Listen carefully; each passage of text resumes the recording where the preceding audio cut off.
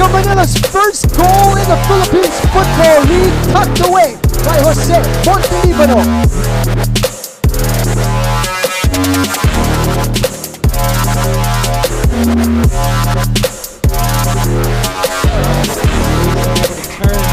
Great pass. Doyer wide open. Touch and strike that son. Goal for Mahalica Manila. His first chance, and they've taken the lead. Wow. Substitute Jeremy Doyer has put Mahalica Manila in front.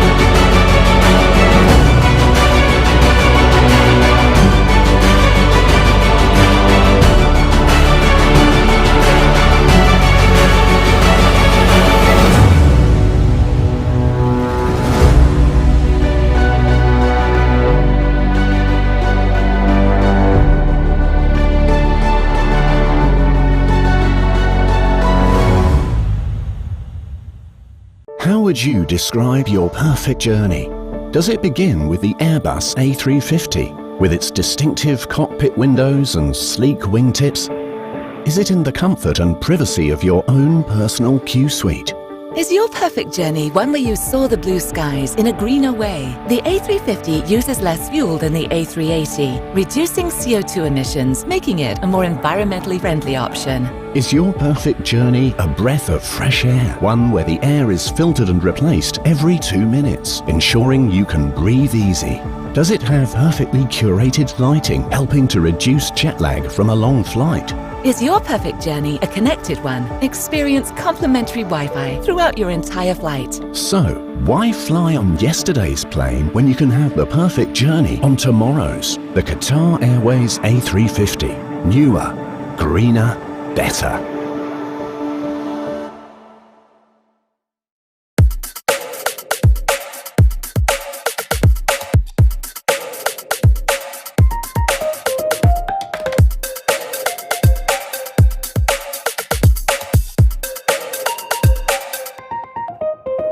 Support, nakukuha natin kagad yung bola.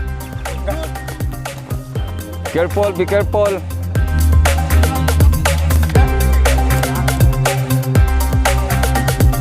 Roommate mo yan. Ay nako. Good. Now you're watching again. Ball watcher again. Good one, Carlo. Good one, Sam.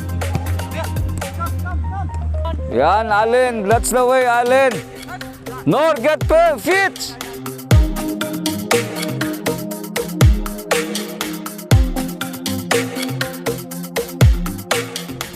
Press. Now follow, Kulas!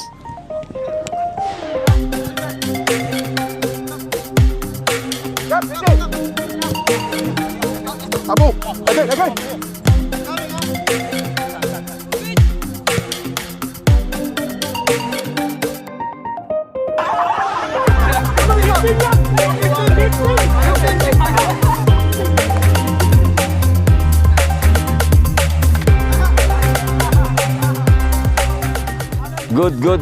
Good play.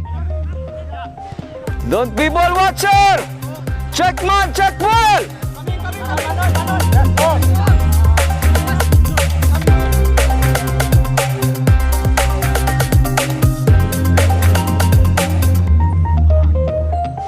Out. Go, tara, press. Allen. Press, Allen. Be careful, Nor, be careful, ha.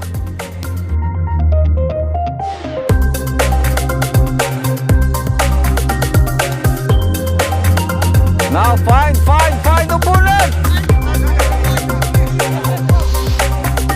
Time. Water.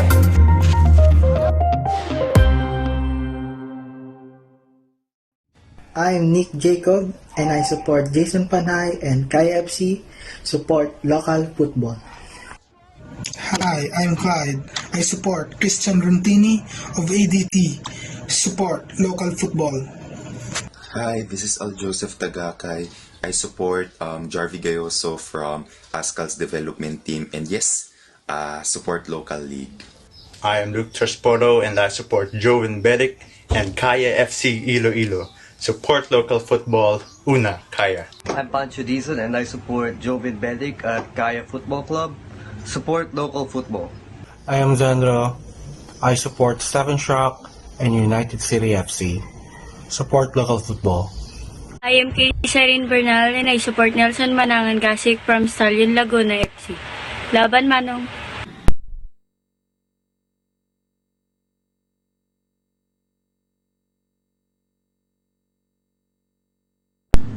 I am June Ayon Dedel and I support Anton Del Rosario and Maharlika Manila FC. Support local football. Hello, I am MJ Capalar and I support Pascal's development team. Support local football. More power, PFL. Peace. Hi, I'm KL Tamiya and I support Stefan Schrock and United City Football Club. Support local football. Hi, this is Renato Agura Jr. I support Jerry Barbaso of Maharlika Manila FC. Support local football. Go PFL! I am Prince Moane and I support Shrocky and the United City Football Club. Support local football. I am Kurt Allen de Ramas and I support Anton Del Rosario of Maharlika Manila Football Club. Support local football. I am Kayla Janine Sevilla and I support Cedric Martinez Hodriel and Maharlika Manila FC. Support local football. Hi, I am Sian Gabriel Egalsim and I support the whole squad of Kaya FC. Support local football. Una Kaya. I am Gab Aguilar and I support Ruben Doctora from Stallion Laguna FC. Support local football. Hi everyone, I'm Carl David Soriano and I'm supporting Jelsor Soriano of Kaya Football Club Iloilo. Support local football.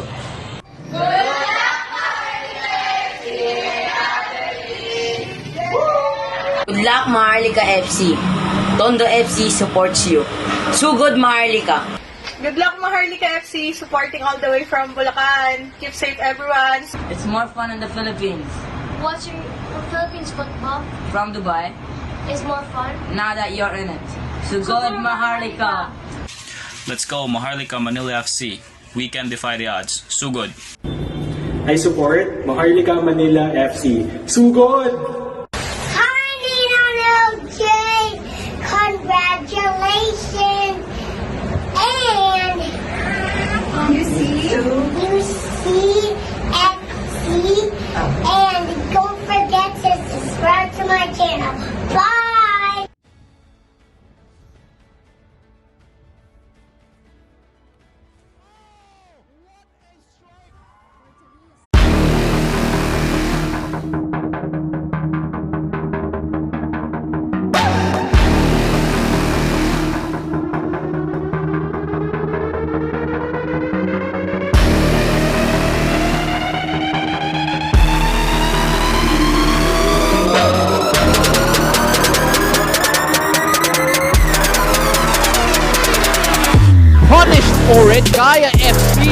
the opener, can Chiro Daniels burn him for pace?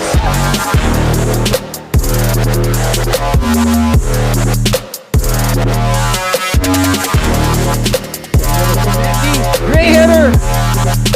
Third goal for UCFC. And the lethal tandem of UCFC, Bienvenido Manuel, as well as Robert Lopez down into the scoreboard for that goal. Bienve hits the crossbar and a lovely weighted pass, or a lovely weighted shot into the path of Robert Lopez Mendy. Busy. I like his faces for that one. Have patience, Jing. There's the first goal!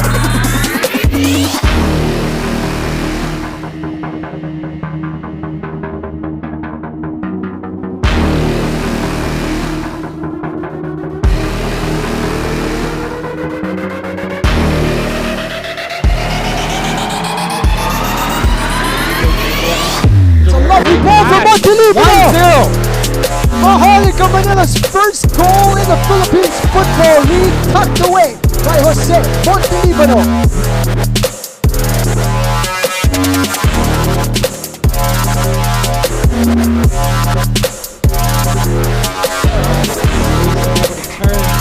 Great pass. Boyer wide open. Touch and strike that sun. Goal for Maharlika Manila. His first chance, and they've taken the lead. Wow. Substitute Jeremy Doyer has put Maharlika Manila in front.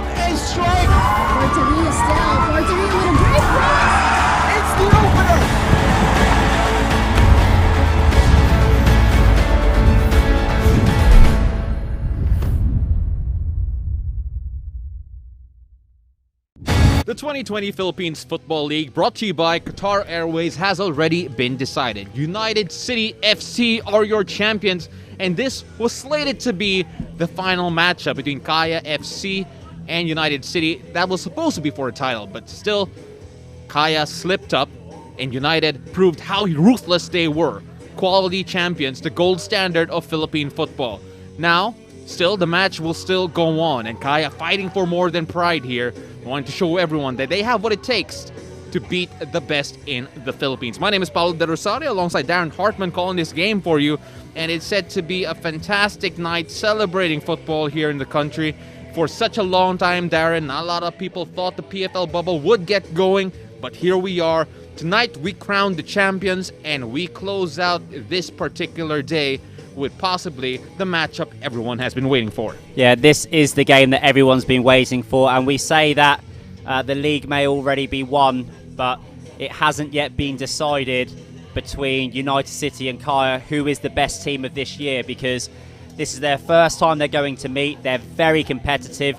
Kaya will not be happy with the way that the league table is looking currently, and they will want to leapfrog the Ascal's development team and at least be within a point of United City. And of course, United City will be looking to maintain their unbeaten record. And just look at the number of goals that have been scored. Unbelievable. When we talked about them being ruthless, all you have to do is look at the goal difference, as Darren mentioned there, to show just exactly why. Well, this United City FC team will be fielding a bit of a different lineup here today, at least compared from what we're used to. As we take a look at their record so far, we talk about their dominance, and you have to look at that Mandiola and the Maharlika Manila game for evidence of that. 16 goals unanswered before having a goal conceded against Stallion, and yet they scored 7 against them in what was the title clincher. Yeah, there's only been a couple of teams that have been able to hold United City relatively close. Stallions doing so for a valiant 45 minutes only a few days ago. And of course, Kaya will be hoping to open up United City's defence if they can today with a changed side. Stefan Schrock is our man to watch today, and with Schrocky, He cast doubts on his future with UCFC in an interview last night on a crossover podcast, and with Stefan Schrock potentially making his last appearance for United, well, that's a story that writes itself, really. But with Schrocky in the middle, despite this heavily changed lineup for United, you have to feel that he will be the creative cog of this team. Yeah, I think one of the things about football is that nothing is ever certain, and I know that people do scream for loyalty. However, isn't it part of football that we get excited about big transfers, both in and out? Whatever the future holds for this man, he has done a huge job for United City, and of course continues to do so for Philippine football. But he won't be thinking about any of that today. He'll be thinking about his present and making sure that himself and his team go out and get 3 points against this Kaya side today. We talk about the changed lineup for this UCFC team. So you have a change keeper in Badelec coming in for Pintus. And then you have Pocholo Bugas playing at the top. So a lot of changes here, but still so much talent for this United team. Well, there's a lot of talent because all of the players have had good experience, both at national team level and, of course, outside of the country. It's still an exceptionally strong 11. Of course, Pocholo Bugas, who come through the FEU program, also featured in the latest SEA Games. Only 18, 19 years old, born in 2001. Just goes to show that he's going out there to prove himself and hopefully establish himself ready for the next time that United City go out and play in the future. Well, with a much changed lineup means that the bench is loaded for United City. Of course, if you need gold all of a sudden, hey, call in Lopez Mendy, call in Marañón, call in Pika Minigeshi. So many choices here for this United team. Yes, it's incredible to see the amount of depth that United City have. On any day, the 11 that they're putting out could probably get a result. But if things are not working out for them, just look at the amount of talent and the amount of experience they have on their bench. I mean, even if they need the extra work in the middle, Maniot on the bench is a luxury that not many clubs will be able to afford to have. Kaya FC-Iloilo, the team that is hungry for a good end of their season, will try and get it against United City. If you look at their results here, the unfortunate result of drawing Stallion and Mendiola really cost them the title. Yeah, I think where they will be disappointed is with the number of goals that they've scored. We just saw a similar screen with United City's results, who have managed to score 24 goals. However, Kaya have really been reduced to only scoring 3 goals so far in this competition. And I think by Kaya FC standards, that's probably not what they were expecting. United City against Kaya was supposed to be the title decider. Fortunately, that's not the case here. But if you look at the Kaya FC lineup, you look at Dylan De Broyka, and he will be one of the creative cogs. I mentioned that about Stefan Schoch on the other side for this Kaya team. So with Dylan De Broyka, you have someone who's dynamic moving forward and also still has an eye for goal. Yeah, De Broyka's a good player. Slightly surprising for me that he was left on the bench. Tactically, yes, I agree with that, but he was left on the bench for a long time against Mendiola, which means he's probably hungry to play. That's exactly what you want from your hard-working midfielders. And of course, with a player like Dylan, he's always capable of getting himself on the score sheet, which is exactly what Kaya FC will be needing tonight. Well, Kaya FC need the goals, and we take a look at their starting lineup now, and it is possibly their strongest starting lineup that they can come up with. Again, still trying to end this season with a flourish, with something to smile about. United City have not been defeated in the league for quite some time, even going back to their Ceres days. So to tack on their first defeat would be a feather on their cap.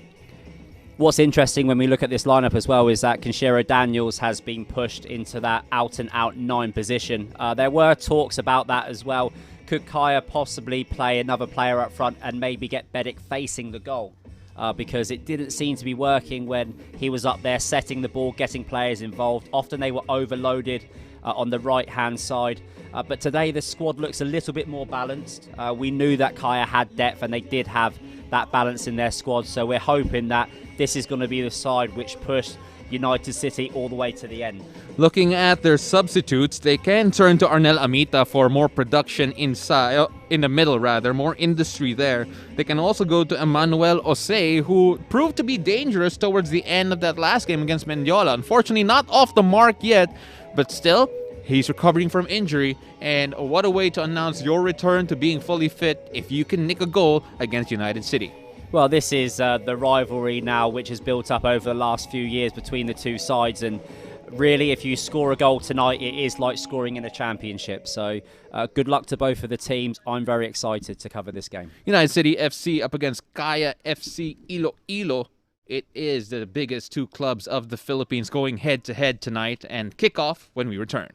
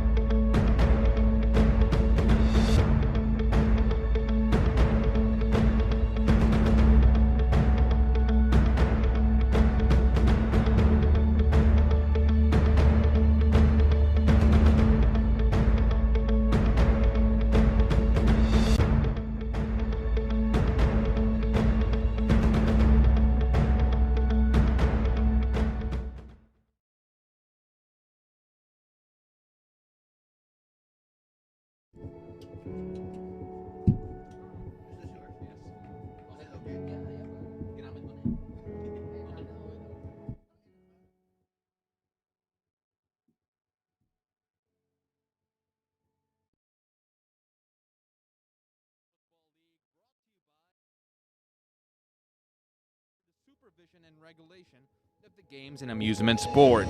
Don't forget, no fans here at the venue, but you can make your presence felt by subscribing to YouTube for more PFL content, the Philippines Football League YouTube page.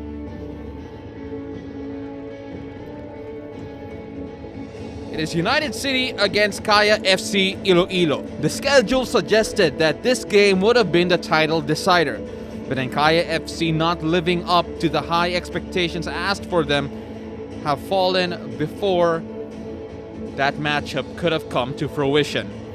And for United City FC, on the other hand, they have been relentless, ruthless in the entire campaign. They mentioned that this season, this bubble would be a sprint, and they were the quickest off the blocks, and they never looked back. Clifford Daipuyat is our lead official for today, officiating over the biggest clash in Philippine football. Kaya, fighting for more than just pride. They know that they want to remind everyone that they are one of the biggest teams in the country.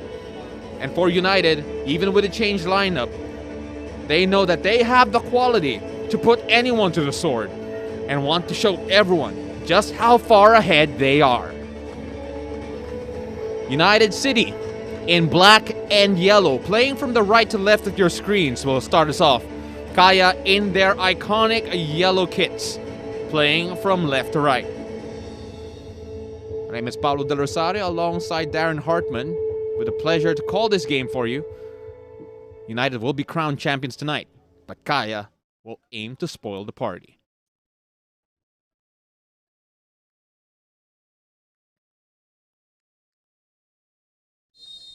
And we're off here. Pachola Bugas gets us going. And Darren, different lineup for United, but still the quality is still there from top to bottom. Yeah, they've switched as well formation to more regular 4-1-4-1. And they will be comfortable playing this way, even with a change of personnel. And every time that Kaya play United City, there's an opportunity for there to be a classic.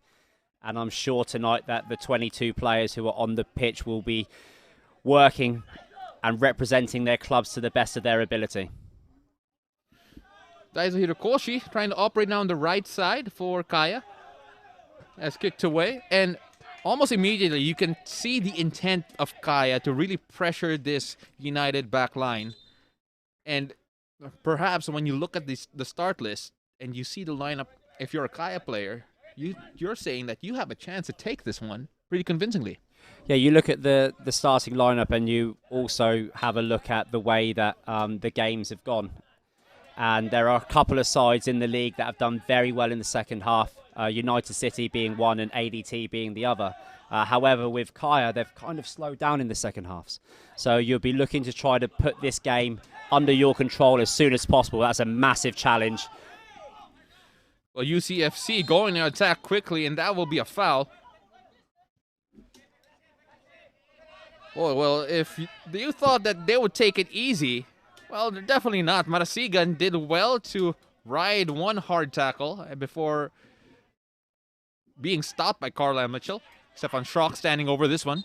And of course, Angelo Marasigan, who's not had the opportunity to really start and make an impact yet in this competition, will be looking to prove his worth to his club. So, I mean, changing your personnel in a game like this, it does work. It keeps people happy, keeps people buzzing, and of course, quite often you'll find in training sessions, it'll be the same in basketball. Sometimes the reserve team can beat the first team just because they have a lot to prove.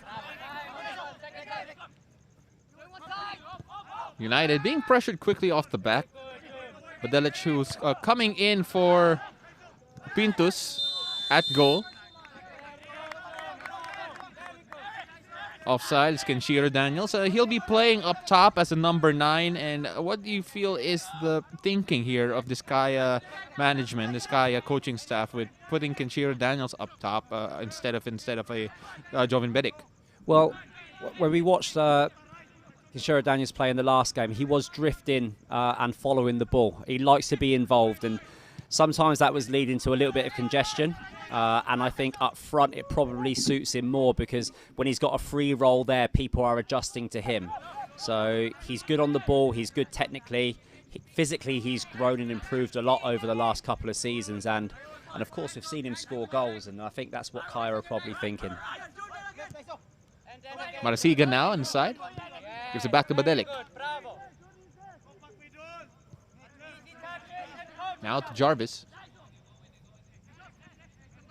Still assured in possession here for United. Now looking for the overlapping run on the right side. Eventually gets to it. Clarino unable to keep that in, and I'll go away for a goal kick. It was a good positive pass down the wing there from the young Jordan Jarvis, who managed to feature in the last game towards the end. Been given the nod by Coach Frank today. Well, if you're United, and you're a United player who's featuring for the first time in the starting 11, you're going to be feeling that this is your chance to impress and give the coaching staff and the management something to think about moving forward. And I think when you're playing in this sort of situation, you've already had your first impression, and now it's an opportunity for someone to leave a last impression.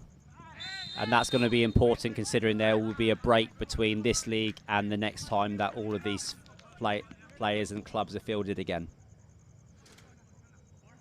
Free kick here for United. Referee waited for advantage to be played, but eventually had to pull it back.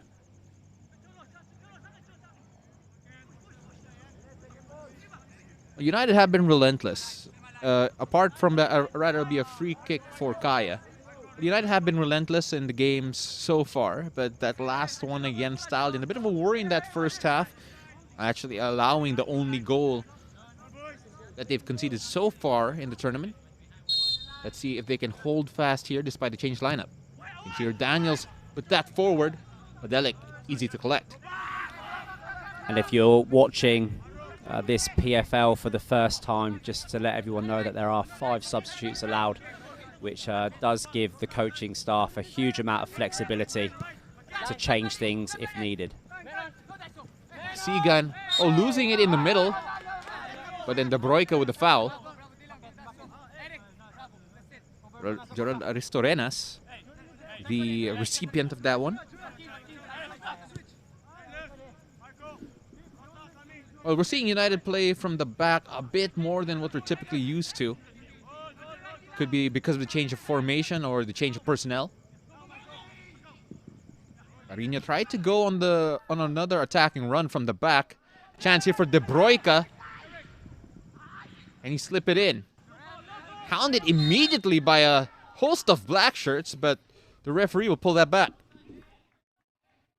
And United City will have to adjust to the way that Kaya are forcing the play forwards much quicker than they did on their last outing.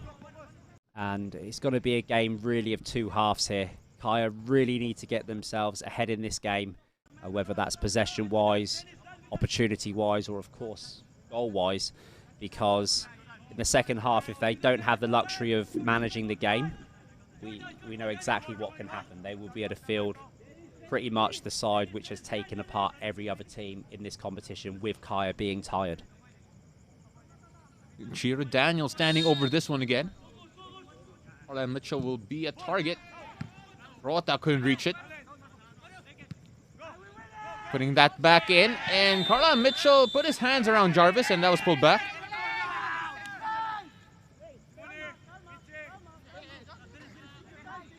Mitchell, one of the more imposing figures at the back in the league. Was a bit too handsy last time around. Oh, what a pass forward to Bugas. Mitchell there first. And Mitchell was a very experienced centre-back, and his body language as well at the start of this game has been excellent. He looks really up for this challenge. Sometimes when you've played at a really high level, when you just know when you're in a big game. And sometimes big players play big in big games, and that's exactly what Kaya will be needing from both of their centre-backs today. Jarvis shifting that to the side. High pressure again from Kaya. Jarvis being bothered by Daniels. Oh, Daniels could win this one, but Clarino doing well to stay strong. Daniels will be pulled back for the foul. But Kaya will be happy with that sort of work rate from Kenshiro Daniels. It really sets the tone when your number 9 is working hard. Marasigan. Back to Shoki.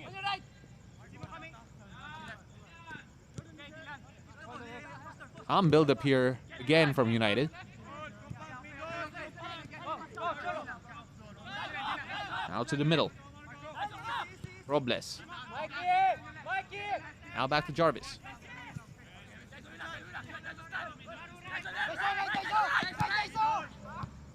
Bugas. Oh, what a crunching tackle there for Villanueva. Got the ball cleanly. United with the throw. Back to Villanueva.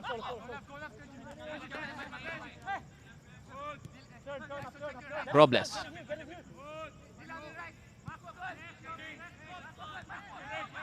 Maybe a changed lineup here, but then you can't say that this United team isn't assured of their talent, and the way they're keeping the ball is a hallmark of that. And as I say that, though, Kaya win back the possession. De Broica feels like he's a marked man here. Yeah, it may not be as smooth as it was the other night, but you can expect that. There will still be adjustments to be made. But also we have to remember that Kaya are pressing much, much higher than they have been in other games. So the way that United City are being pinned back is also to pay credit to the way that Kaya have come out to face this game. And you can see now this is quite a deep free kick, but Kaya are very happy to load the box, get their big men forwards, and I think for the first time in the league, United City with every man behind the ball.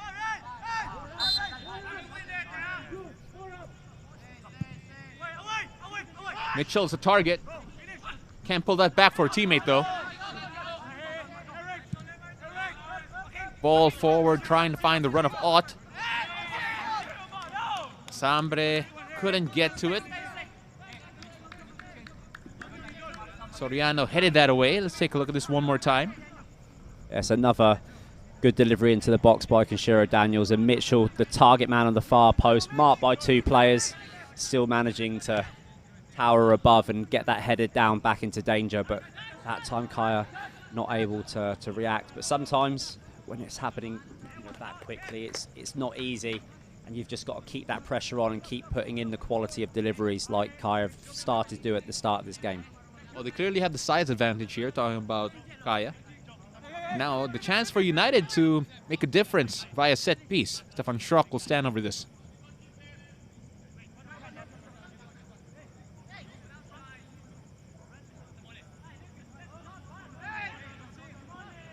Schrock with the delivery. Ball still in a dangerous area. Vidic pushing it forward. No one able to really put the ball down, and eventually Kaya does. Ott on the run. Mike Ott could not get the better of Soriano, and it will be another corner. That was good experience play there by Mike Ott. Knew that he wouldn't be able to produce anything in terms of an end product, but still managing to win his side. Another corner. Mike Ott has been one of the better goal scorers for United, scoring from a deep position. Here he is trying to be a provider, but Simone Rota with a good clearance. Bedic now. Only Daniels in front of him. Now Daiso offers an option as well, but hounded by black shirts again. Bedic finally loses out. Jarvis with the forward ball, but gives it straight back to Kaya. Mitchell shifts it to the left. De Broica. At the Bedic now. De Broica continues his run. Giganto is on the other side. Can he get to it? Villanueva there to control. Now United pushing forward on the other side.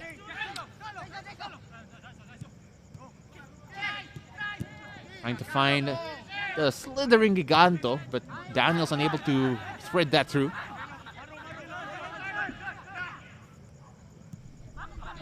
Kai applying more pressure than probably what United are used to. As you mentioned, this is probably the highest they've ever pressed up top. Talking about Kaya. And then just as we say that, United City are trying to, through their captain Stefan Schrock, just pressure Kaya themselves and try to get the game back into the way that they want to be playing it. And it's Villanueva. Poor touch. Casambre will collect here and build things from the back from Kaya.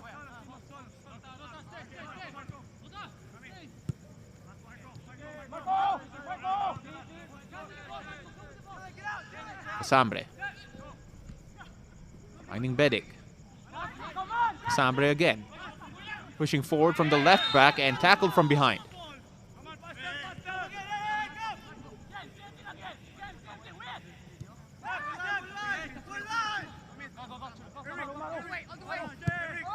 Mitchell trying to find Giganto. Giganto now. Trying to slide that in. And that's the opener. Kaya inflicting first blood.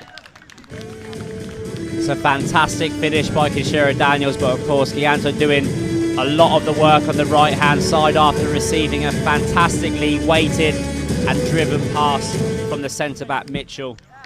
And Kaya, I must say, have been the dominant side in this first period of the first half. Just dropping his shoulder, bit of inexperience there perhaps from the left back of Ceres, allowing the player to get goal side, but take nothing away from the quality of the cross, the timing of the run, and then the composure of the finish.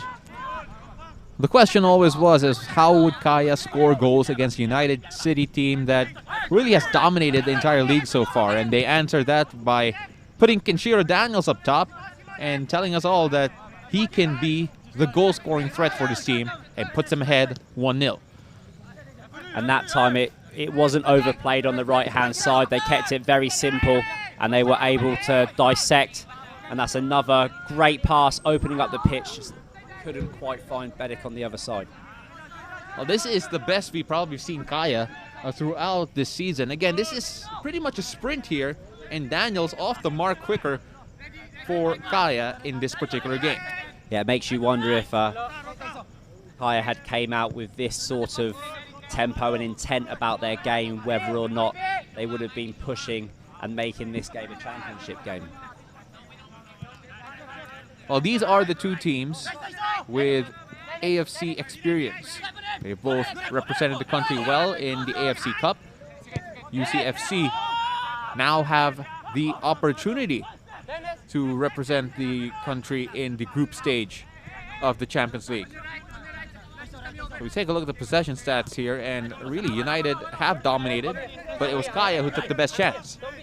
Yeah, United City had a fair share of their ball, but you can see that they've really been restricted to a very low rotation. And the six there, when he stepped on the ball, this is the first time really that he's been able to open up and switch the play. Strachey trying to get to it. He does, but unable to make something out of it.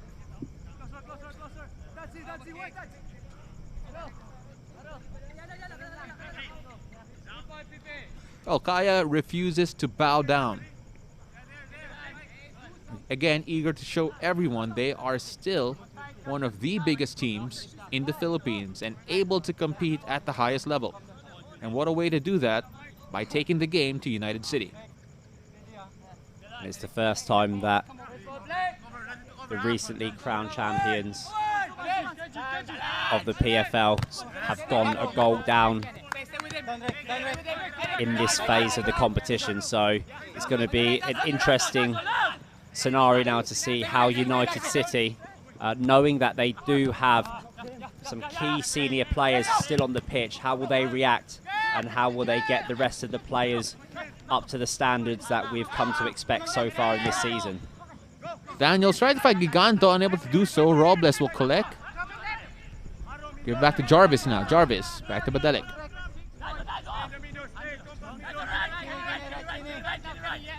Villanueva. It feels like the ball has stayed with United for quite some time, but as you mentioned, Darren, basically their defenders and Robles are the ones who've been on the ball the most. And Robles is slightly deep for me, and that's not really where you want your six, because at this sort of level of football, any pass that he makes from there, the centre-backs can make. So therefore, if there are 5 players behind the ball, that means there are no attacking overloads ahead of you, and it's very, very difficult to play forwards, and when it breaks down, you end up with this. Daniels with the pass forward. Can Kaya nick another one? Cleared away, frantic stuff there from United. Badelic tries to collect, misses the punch, but still United with the possession. Schrock with room on the left. Trying to calm things down here.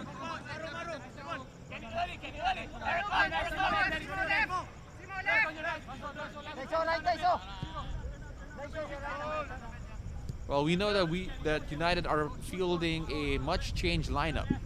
But now I can guarantee you, guys like Stefan Schrock will not be happy that they've conceded and gone down.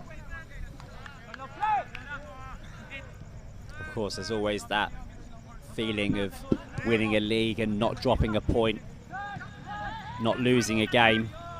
And of course, we know that United City are full of game winners. They find themselves 1-0 down against a Kaya side as the drizzle starts coming in.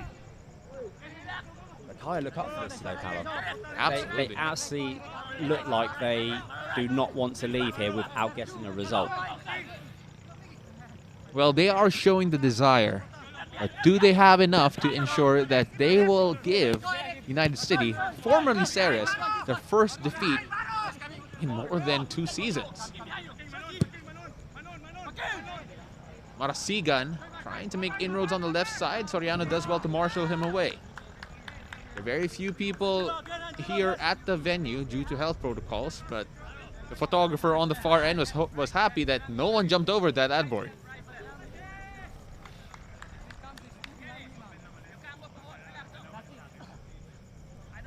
Well, the game being played at a very steady pace here. Kaya content to let United City play from the back and then pounce on anything that they do.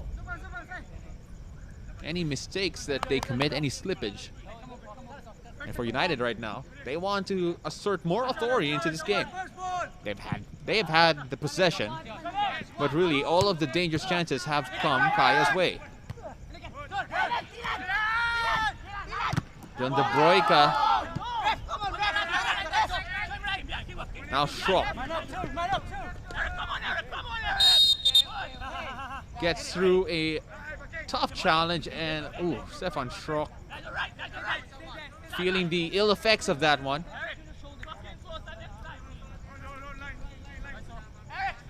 Chance here for United to build again.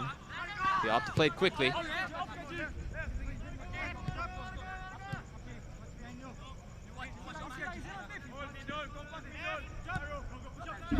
You mentioned a while ago that Robles is playing a bit low, and that allows United City to be contained towards their own territory. But here, a rare foray into the Kaya box. They lose out, and now trying to look for the run of Kenshiro Daniels. The keeper is way out, and he does enough to make sure that that goes out. Yeah, that's just about enough. It's a very brave decision there from the goalkeeper to put his body on the line. Any mistake there, and a player who reads the game as quickly as Kenshiro Daniels might have been able to just lift the ball straight into the back of the net. But I'll say this now, we're halfway through the first half, and is 1-0 going to be enough before United City make all of those substitutions? As we know, they pretty much have their half of their starting 11 on the bench, and the game could turn on its head very quickly. They're not rushing United City. It could be tactical. It could be part of their game plan. They're being very patient. As you saw by the possession, they're still dominating the possession. It's just very deep, a little bit slower. But they are not getting frustrated. They're not frustrated with the scoreline either. Schrock operating against Mitchell. If anyone has a free roll, that's Stefan Schrock. And that will be a free kick right outside the penalty area.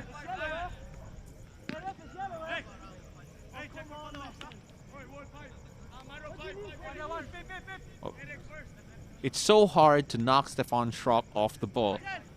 And when he goes on mazy runs like that, this is typically the result. It's also more difficult to put a challenge in the closer he gets to the 18-yard box, the closer he gets to the range of the quality of players they have. Try and take a look at that. Him. Yeah, he's going to pick up the ball. Just cut straight inside, pass 2, 3, 4. For Simone Rota takes him down. Mike Ott standing over this one. We know that he has goals in him. He has showcased that throughout the season. He's also got to beat one of the best goalkeepers in the league in Michael Casas. Casas favoring that left side. Ott. Just over the bar. Yeah, got a lot of movement in the ball, but didn't hit the target, so didn't challenge the goalkeeper. But it just goes to show when United City do step it up, whether it's through passing and the movement that we've become so accustomed to, or whether it's through an individual player who just steps up their game, they can definitely cause troubles. Take a look at the attempt again. Over the bar, not really troubling Casas.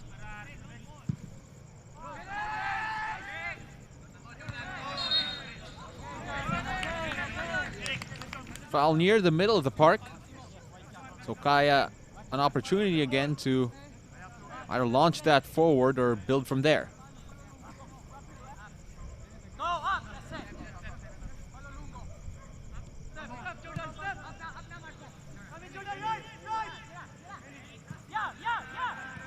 Bedic now playing a little 1-2 with Daniels. Trying to find Giganto, but that's straight to Badelic.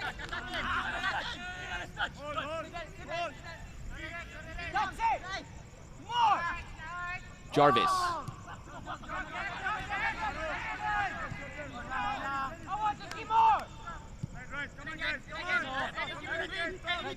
Now building up from the back again. That pass is taken out quickly. Daizo. Schrock bearing down. Marasigan as well.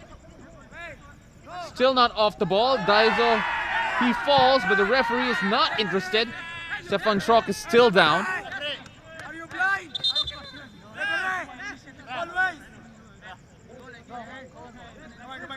Schrock says that he got hit in the face, probably during that mazy run from Daizo. Referee just having a quick check and calling in medical assistance. Take a look at that here, and Daizo's right hand there as he was making that run. He made contact with Shrocky's face. But if you're Kaya right now, you'd be very encouraged with what you've shown. And if you're United, any signs of panic from the management, or do you feel that they still have enough to ride this out? I don't feel as if the players on the pitch are panicking. So there's no reason for the coaching staff of United City to panic as well. But I really do like the way that Kaya are playing. It's more direct, it's more efficient. It seems as if the way that they've placed their personnel seems to show more cohesion. Players are playing with more confidence now. We have to remember that they didn't have the momentum or the luxury of coming off a fantastic performance to get themselves mentally prepared for this game. So credit to Kaya on the pitch and off the pitch to get themselves ready and up for this game and give us this spectacle. Kaya will have another opportunity here, knocking on the door via another set piece.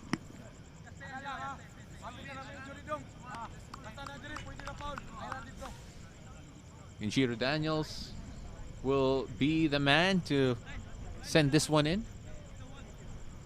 They have been targeting Carlisle Mitchell during these set pieces. Had a chance to nod it back a while ago, but found a UCFC player and not a yellow shirt. So let's see whether or not they can make a difference here.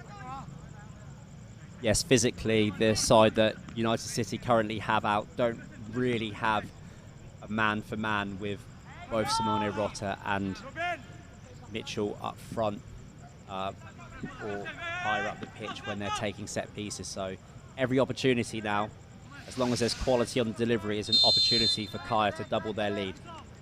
Daniels. Carlisle Mitchell. Cleared away immediately. Danger not away, though. And that will go to Bedic, who is unable to continue that run. Now Shroki. Finding Pocholo Bugas. Bugas on the run. Ott in the middle. Bugas. Ball will go back to Kaya. And of course, Pocholo Bugas from the Bugas family. Football seems to run in their blood, and that's the first time we've really seen him shine a little bit during this game. Very contested game as well. Both teams picking up 5-6 fouls. Competitive. But going back to Pocholo, he's a real talent, and when he drifts out wide, that's when he's most likely to be at his most dangerous. Pocholo Bugas, one of the most exciting young talents in the country. He was the MVP of the Juniors UAAP, and he, instead of going to college, well, at least instead of playing for a college team, rather, he elected to come and join United City. And, you know, just like many young characters, if you look at his social media page, it's on Pocholo Bugas, he's very proud of the work that he's put in physically. And I'll leave it at that. Yeah, I mean, actually, you know, Pocholo and I have been speaking over the last year or so. He's very close with a few players that come through our ranks. And I actually encourage the younger players to follow both Carlo Durin and Pocholo Bugas on Facebook, because they post their workouts and they're half decent, to be fair. They are good workouts, so... I mean, like, those are workouts I can't do, and that's the reason why I'm here in the commentary booth instead of in any pitch around the world. And I could tell people to do those workouts. That's about as far as it goes for me now as well, so... Well, so far, those young men that you mentioned, Durin, Bugas, and Lanzo Campo, all making that pay off here in the PFL. And now it's a chance of Bugas to make it all count. He's there on the ball trying to find the run of Schrock, but that pass was too weak, and he's trying to make amends by winning back the ball. And while there's an opportunity to say, and we're talking about younger players, I'd just like to mention that the boys you just mentioned are all still in full-time education. The clubs are supporting them, and also the schools are starting to show support and encouraging them to excel both in the classroom and on the pitch. So thank you to all the schools who are helping young talents showcase and develop on the top level of Philippine football. It's really going to help us over the next few years. Well, it is an investment, everything being done for these kids, and like many Filipino football fans, we all hope that it pays off. Well, Carla Mitchell and Bugas, a little bit of a collision there, a little 50-50, but the referee lets that go. It's so strange, really. I mean, for me to know that some of these players on the field are born after the year 2000. Maybe it's my age showing, but Darren laughing right now, off camera, says a lot. I was just trying to work out if you were born in the 80s or not, like me. That's what was going through my head. I'm just going to be quiet. At least me and Schrock were born in the 80s, so... Well, I was born on the cusp of it. I was born in 1990. Not ashamed to say that. I'll let you wallow in your shame. Of course, the goalkeeper, Michael Casas, a batchmate, born 1986. And of course, for goalkeepers, it was interesting. We were talking about this before the game. Goalkeepers tend to peak later in their career. So if you're a goalkeeper and you haven't made it yet or you haven't broke through yet, be patient. It's not an easy shirt to take, but you do get slightly longer. And of course, Kaya have been able to breach one of the goals already today. And I'm sure that United City will be looking to do the same. Again, we've seen a lot of possession from United, especially in this area of the pitch. But they want to be more productive, want to hold on the ball more in more advanced positions. As they turn to their veterans here, Ott and Schrock playing amongst each other. Schrock just splitting two defenders. Ott gets the bounce. And find Bugas trying to play a little 1-2 there. Good play there, and it'll be another corner for United. But it's strange, though, over the last 5 to 10 minutes, United City have slowly worked themselves. I don't know if they've worked themselves back into the game or whether or not Kaya's tempo has died down a little bit. But United City are able to play out of Kaya's press, which isn't quite as relentless as it was at the start of the game. Of course, we're talking about game plans. Kaya's game plan is still the one paying off, but there's still a lot of minutes of football to play. Off the mark there, but great delivery once more from Schrock.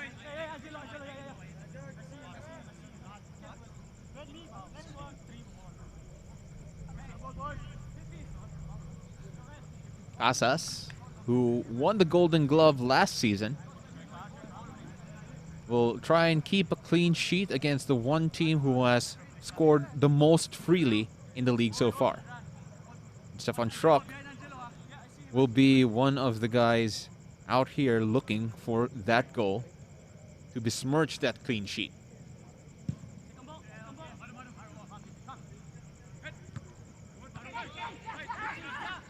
Broika. Casambre. Looking for the run of Bedic, but that'll be offside.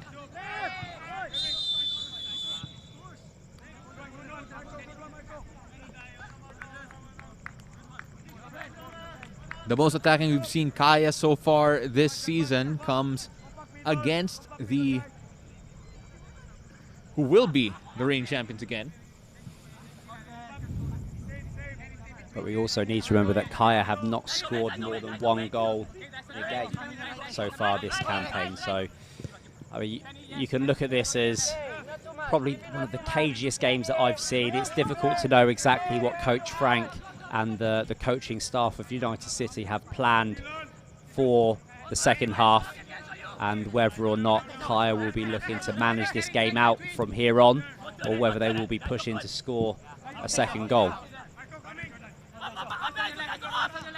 Schrocky looking for an incisive pass here. Now he went all the way down to collect the ball, trying to pull strings from there. Play on, says the referee, despite the protest of handball. Daiso wins it back from Marasigan. Reverses it for Giganto. Can Giganto get to it? Will be a corner here for Kaya once more. Yeah, and Daiso's playing much better this game. He was stuck a little bit wide, I thought, against Binjola. But now, when he's playing inside, he's got a little bit more freedom. He's also creative, limiting his touches. And Kaya able to win themselves another corner, which they will be getting their two big men forwards to see if they can go into half-time with an even bigger advantage than they already have. By United's high standards, this hasn't been a vintage performance. Sure, Daniels pulls that in, misses everyone. Redick still in for Daniels. Daniels off the foot of Villanueva. That'll be a throw in.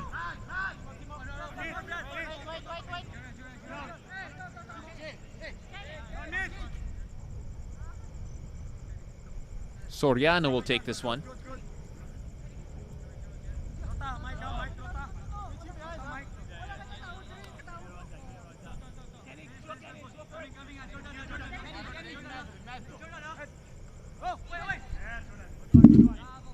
Kicked away again for another corner. Well, so far, this may be the first time United City have been under siege. Casas keeping himself warm on the other side. Now, there is a slight breeze blowing across the pitch at the moment. And when you're taking your set pieces, taking your corners, you've got to take that into consideration. But now you see Mitchell and Roth are very, very close to each other. They're the targets, unable to beat the near post. Well, if you're Kaya, you're hoping that one of these set pieces eventually pays off. Yeah, it's almost history repeating itself. Against Binjola, they had loads of corners, not yet converted any, but it could happen now. Oh, Mitchell skying for that. He towered over everyone, and that was a clean header. And for the first time this season, UCFC down 2-0, and Kaya showing their class. Yeah, it's the first time that United City have been down by 2, and it's also the first time that Kaya FC have managed to score 2 goals, and they've come with great timing, one at the start of the half and then one towards the end of the first half, and it's textbook. It's been a long time coming. Kenshiro Daniels finding his range, and then Mitchell just climbing up and just directing the ball. Keeper grounded, didn't even react, and there they go. Scoreline just says it all. Well, United left him unmarked for that header, and you can't leave such a strong header unmarked in the box. United City punished for that one. And again, there's so much pride wearing a United shirt. So you have to feel that those players on the bench right now, those starting players that gave way for the younger ones here for United in this particular game, are itching to get off the bench and make a difference. Yeah, it's going to be a very interesting second half here, because now Kaya have the 2-goal cushion, which they would have wanted against the side selected by United City. And they do have a little bit of a luxury of trying to control and slow the game down and frustrate United City. And remember, United have 5 substitutes available, so literally can sub in their entire starting lineup to change this game. And for Kaya, this is, on paper at least, their strongest 11. And so far, the best that they've played. Orlando Mitchell, who has been antagonizing all the attackers of UCFC today. De Bruyne got to that first. Bugas couldn't control it. And a mad scramble inside, actually. Finding Giganto. Marasigan is bearing down on him. Schrock will try to keep it in play. Finds Marasigan, unable to take the touch. And now you can see a little bit of desperation and a little bit of passion in the way that United City are trying to press the ball out. But it's Kaya again who emerged with the ball. Daniels couldn't get there before Badelic.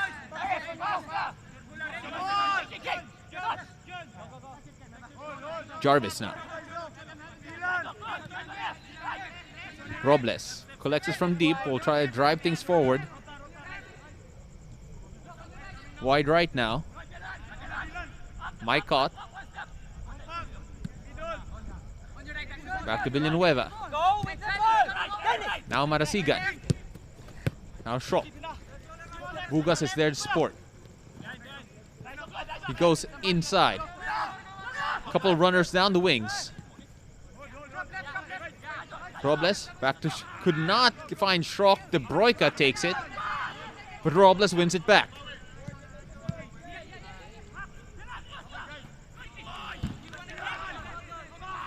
Schrock obviously not happy with that exchange.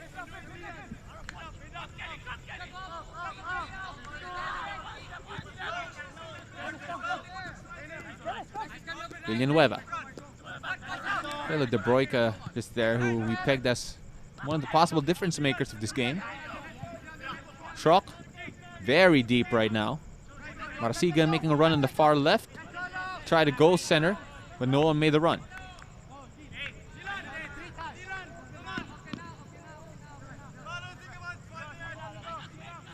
Around 3 minutes left here before added time, and Kaya will be very happy with themselves.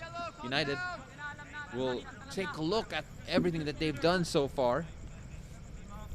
It will most certainly be 2 very different locker rooms. I mean, Kaya will be looking to compose themselves, try to think about ways of staying efficient and keeping United City off the ball. And I'm sure that United City will be asking questions of one another.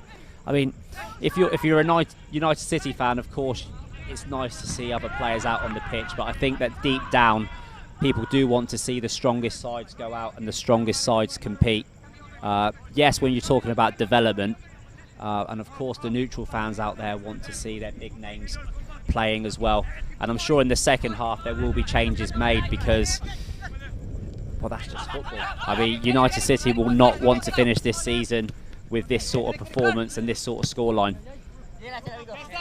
Well, not only will changes probably will be made, but things will be said that, boy, would you love to be a fly on the wall in the locker room there for United. Yeah, it's also because you do have a core of senior players out there playing at the moment, and you don't want to see such a big difference across the depth of a squad. On paper, it looks strong. However, in reality, we can really see that there is still a difference, and that's something which Kaya will be looking at and saying, you know what, we've actually done quite well this campaign, because as things stand, there's only a point difference between them. Kaya will be in the dressing room saying, you know what, maybe we're the best team in the country. And United City do not want to have that argument. And that is why things will change.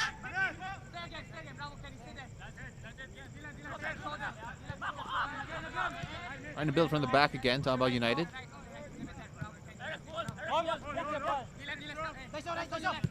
Then is finding Schrock.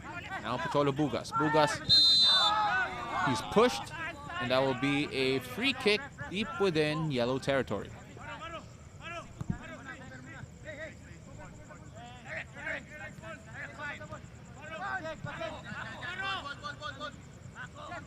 United would love to nick one back before the break. Opportunity here. Playing it very quickly. Unable to get the timing right, but the flag is up anyway. And it's the senior players in Stefan Schrock and Mike Ott managing to produce something there late in the first half. Good timing and cohesion between the two of them.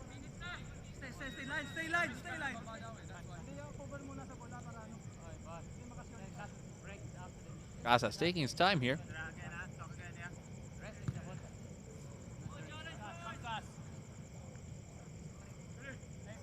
Be 1 minute of added time. Additional time, 1 minute.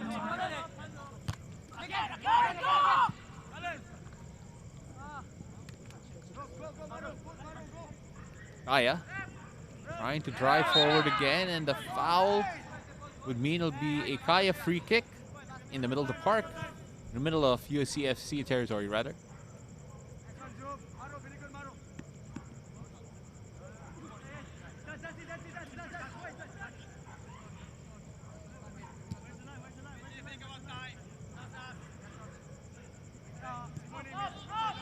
This will probably be one of the last attacks of the half. Jarvis with a good clearance there.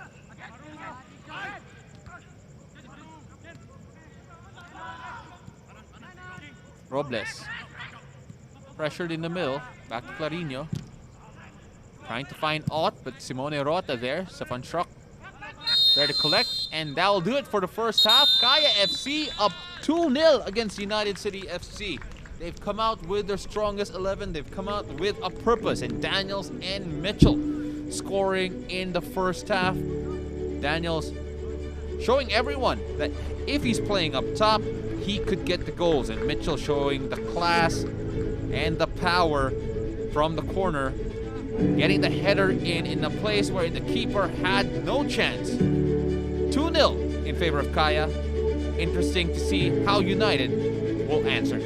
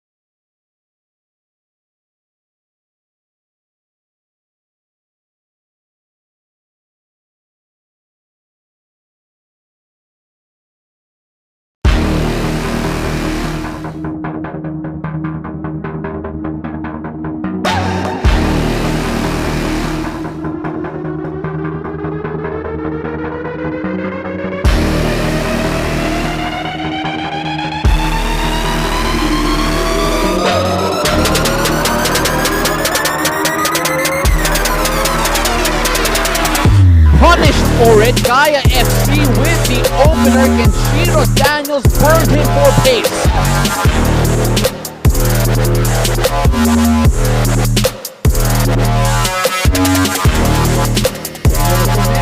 Great hitter. Third goal for UCFC. And the lethal tandem of UCFC. Bienvenido Manila as well as Robert Lopez coming down into the scoreboard for that goal. Bienve. Hits the crossbar and a lovely weighted pass or a lovely weighted shot into the path of Robert Lopez Mendy. Busy. I like his faces so that one. When you have patience, Jing, there's the first goal!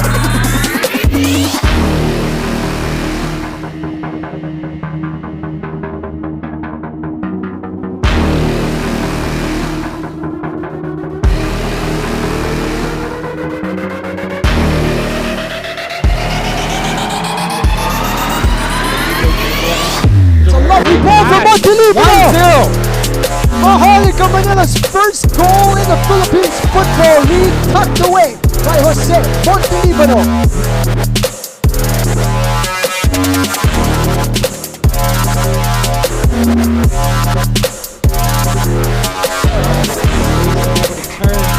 Great pass. Boyer wide open. Touch and strike that son. Goal for Maharlika Manila. His first chance, and they've taken the lead. Wow. Substitute Jeremy Doyer has put Maharlika Manila in front.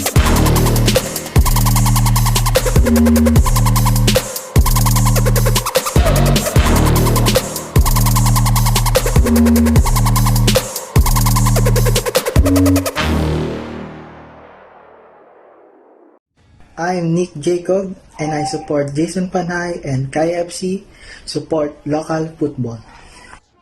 Hi, I'm Clyde. I support Christian Runtini of ADT, support local football. Hi, this is Al Joseph Tagakay. I support Jarvie Gayoso from Ascal's development team, and yes, support local league. I am Luke Trasporo and I support Joven Bedic and Kaya FC-Iloilo. Support local football, Una Kaya. I'm Pancho Dizon and I support Joven Bedic at Kaya Football Club. Support local football. I am Zandro. I support Seven Shock and United City FC. Support local football.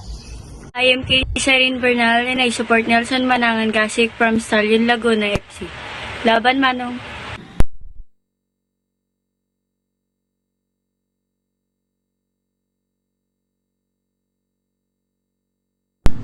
I am June Ayon Didel, and I support Anton del Rosario and Maharlika Manila FC. Support local football.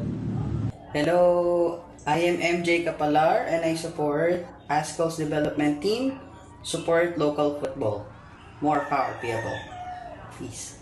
Hi, I'm KL Pamia and I support Stefan Schrock and United City Football Club. Support local football. Hi, this is Renato Agura Jr. I support Jerry Barbaso of Maharlika Manila FC. Support local football. Go PFL!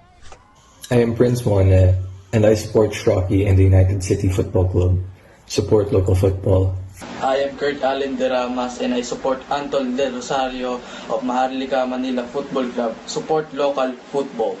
I am Kayla Janine Sibelia and I support Cedric Martinez Hodriel and Maharlika Manila FC.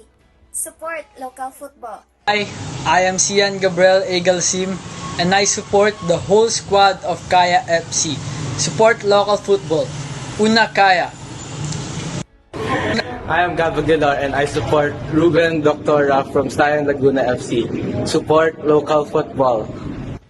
Hi everyone, I'm Carl David Soriano and I'm supporting Jelsor Soriano of Kaya Football Club Iloilo. Support local football.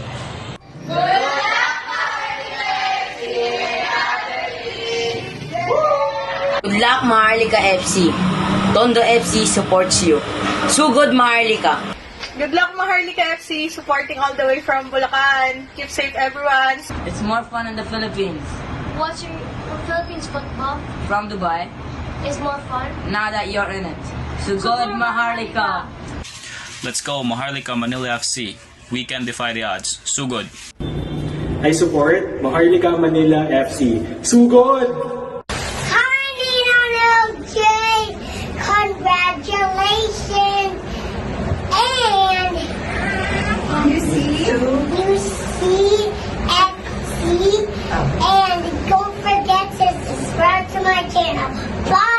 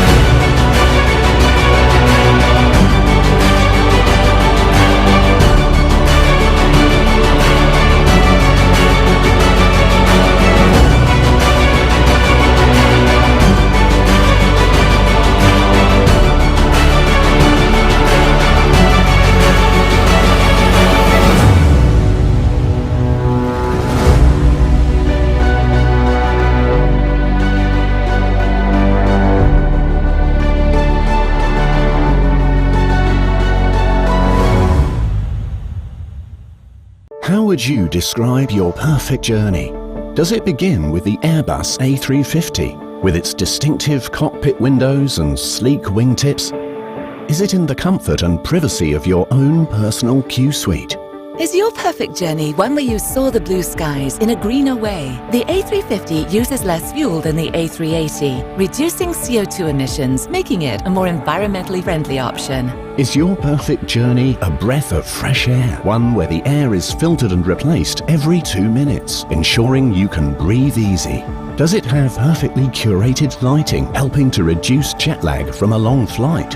Is your perfect journey a connected one? Experience complimentary Wi-Fi throughout your entire flight. So, why fly on yesterday's plane when you can have the perfect journey on tomorrow's? The Qatar Airways A350. Newer, greener, better.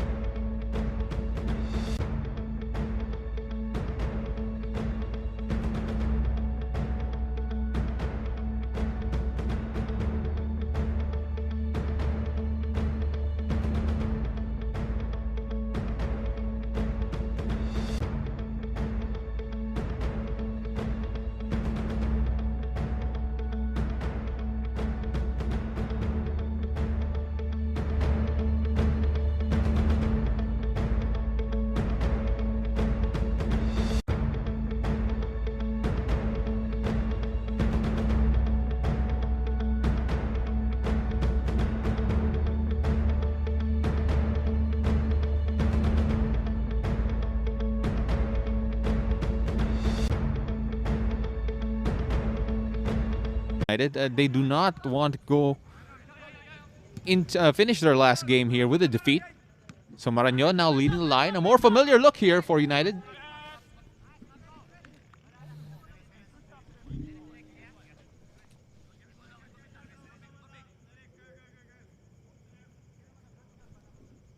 Casas has yet to be really tested here in this particular game.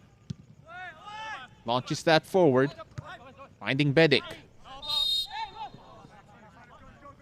Marasigan also shifted. He was playing left back a while ago, now moving to the right.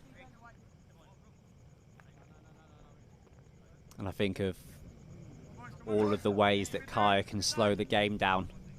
It's going to be an increasingly frustrating 45 minutes for United City, who find themselves 2-0 down at half-time. Well, now the question really is, did United dig a hole too deep for themselves here? Looking at the history, especially in this particular competition, we know that they can score goals in bunches. They were up just 2-1 against Stallions in their last game and finished it 7-1. Rota will be adjudged with a foul. But part of the difference in that story is the fact that between Simone Rota and, of course, Mitchell at the back, they're a lot more experienced. Dennis Villanueva as well, another experienced player. But, I mean, in terms of the way that Kaya is set up to defend, they are definitely capable of holding United City as long as they get the run of the ball. Immediate pressure here from United. You throw here for United. Marañón takes it quickly. Ott can't get that in, but that'll be a corner. Already a more positive start here for United. Yeah, of course, they've shown their intent at the start of the second half by making the substitutions that they did. I believe that they were always going to reintroduce the starting 11 first choice players. But as you mentioned, whether or not they were planning on being 2-0 down at half-time, I mean, it does give them a test. I mean, if you want to test how good you are, this is most certainly a challenge, and I'm sure that the players will be up for this challenge. Daniel's trying to head that forward. Bedic couldn't get to it, though. Giganto on the ground.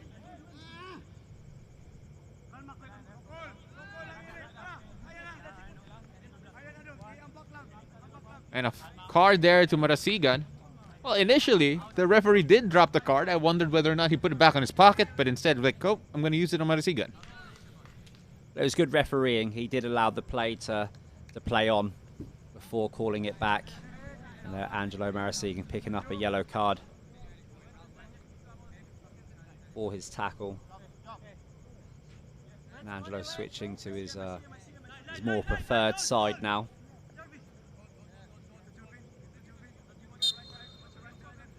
Rota launches that wide right. You would say that the center of the park now is very close to a first choice diamond in the middle. Well, no OJ Porteria for United to select, not named on the bench.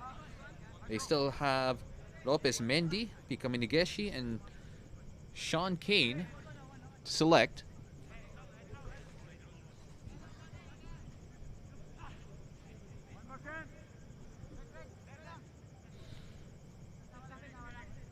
Again, Kaya, they know the job's still not done. Can they make it 3 here? Looking for Mitchell again. Bedic. He lined that up, but that was neither a cross or a shot. With Odawara on the field, it kind of gives a closer match for Mitchell for those crosses and corners. And straight away you can just see the commanding presence there, just trying to encourage United City to get into a much higher rotation and not sit too deep on the ball, which will play into Kaya's favour because they can just drown out the seconds if they can keep United City's rotation deep. Did they change their shape in this particular one? It feels like their wing backs are pushing up way higher than what they did a while ago. But that's exactly what Odawara is doing. I'm not sure if you can pick up what is being said, but straight away he's telling Angelo Marasigan to stay high. He's telling Miggy to stay high as well, Miggy Clarino to stay high, and that just changes the shape.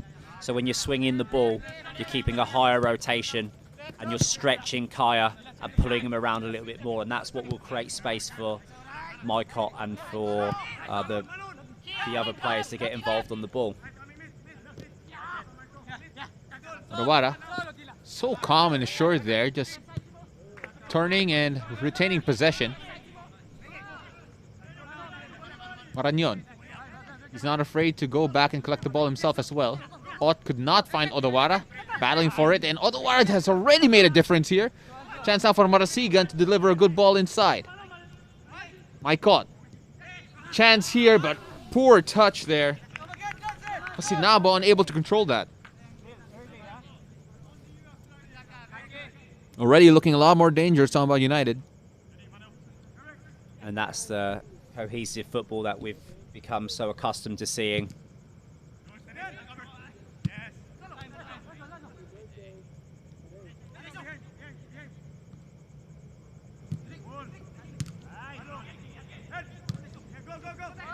Pinging the ball back and forth. Kaya still applying pressure here. Getting possession in a dangerous part of the park. Iganto trying his best to run into that one. And that will be a corner again for Kaya.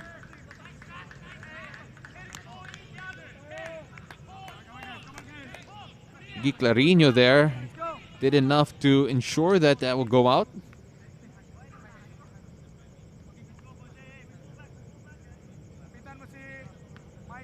And now I believe that the balance for United City between senior and experienced players and players who are coming off the bench is a lot better. But we have to remember Kaya are Kaya FC, and they will play a massive part in this game, where other teams may have been phased by the players in front of them when they played against United City. Kaya most certainly won't be. Well, they have the confidence, talking about Kaya. They also have the experience, having played in AFC competition as well. So they know what it takes to win at this level. Let's see whether or not they have what it takes to push United all the way and tack on their first defeat since 2018. First defeat in the domestic league, at the very least.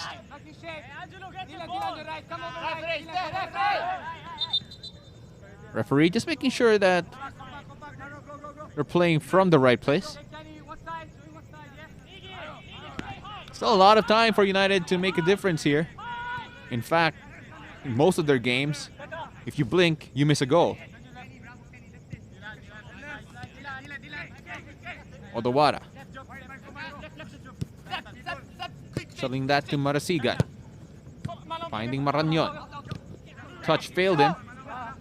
Now Simone Rota unable to find an accurate pass here, and I think it's getting a bit sloppy there. Yeah, the pitch plays a lot differently when it's raining like this. It's almost got a slickness to it, and you've got to adjust because the ball will just skid off the surface sometimes.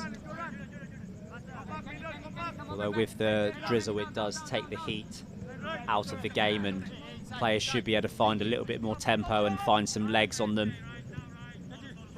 Actually, for the Philippines, this is actually very cool weather. Yeah, there's someone next to me wearing a jacket. Well, this is more of a raincoat rather than it is something to keep me warm, mind you. United trying to apply more pressure again. I bet they wish they had jackets on right now, Darren. I'm just saying. Oh, swinging that to the left.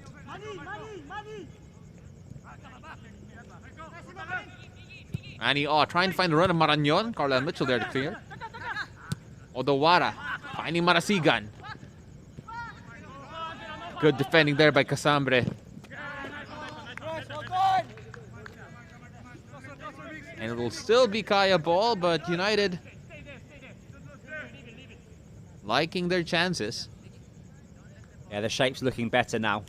There are still some mismatches out on the field, but I'm sure that as time and people start adjusting to the introduction of new personnel, there's going to be a lot more chances to come yet.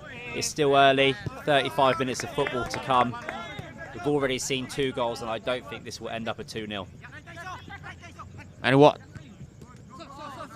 I'm able to get that through, and there are just so many yellow shirts congesting the middle, making it difficult for those through balls that United have been playing all throughout the season. Yeah, and that's why 1-0 is so different to 2-0. 2-0 really gives the cushion of game management.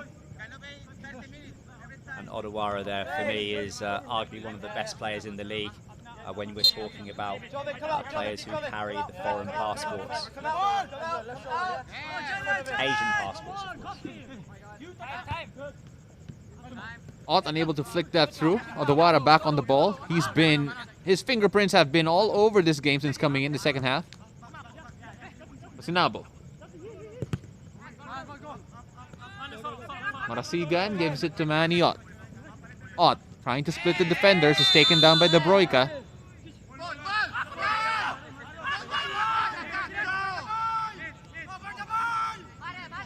And almost immediately, all the Kaya players are screaming at each other to make sure that they can play it quickly. Stefan Schrock, who has been more quiet here in the second half, talking about Schrocky.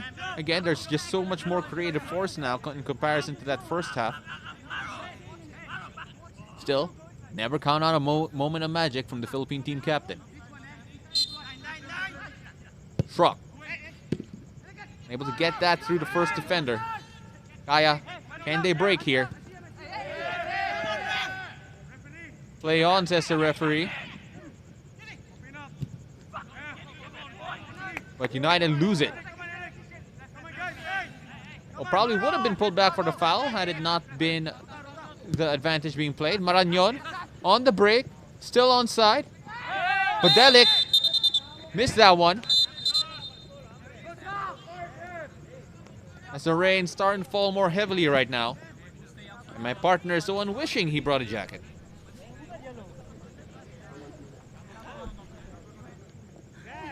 As I raise my hood. For me, this is exactly what football's all about. Rain or shine, and of course, if you're from the sunny UK, rain, shine, or sometimes a little bit of snow.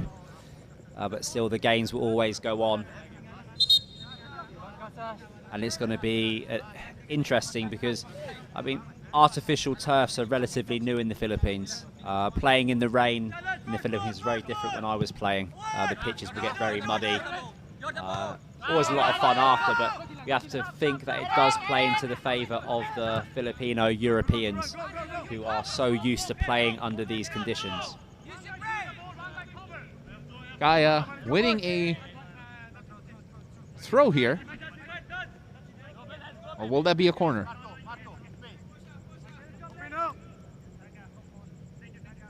Vedic with a throw deep within UCFC lines.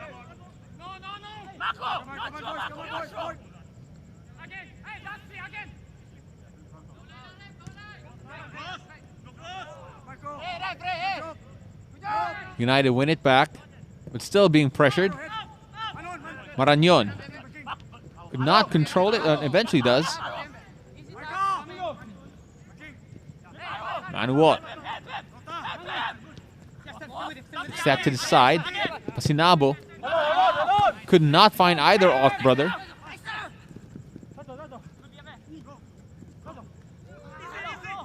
Daizo had too much to do there, but Mitchell pings it back. Odawara's pressured. Anu Ott. Now Stefan Schrock. Schrock charging forward. It's Marañón. Marañón!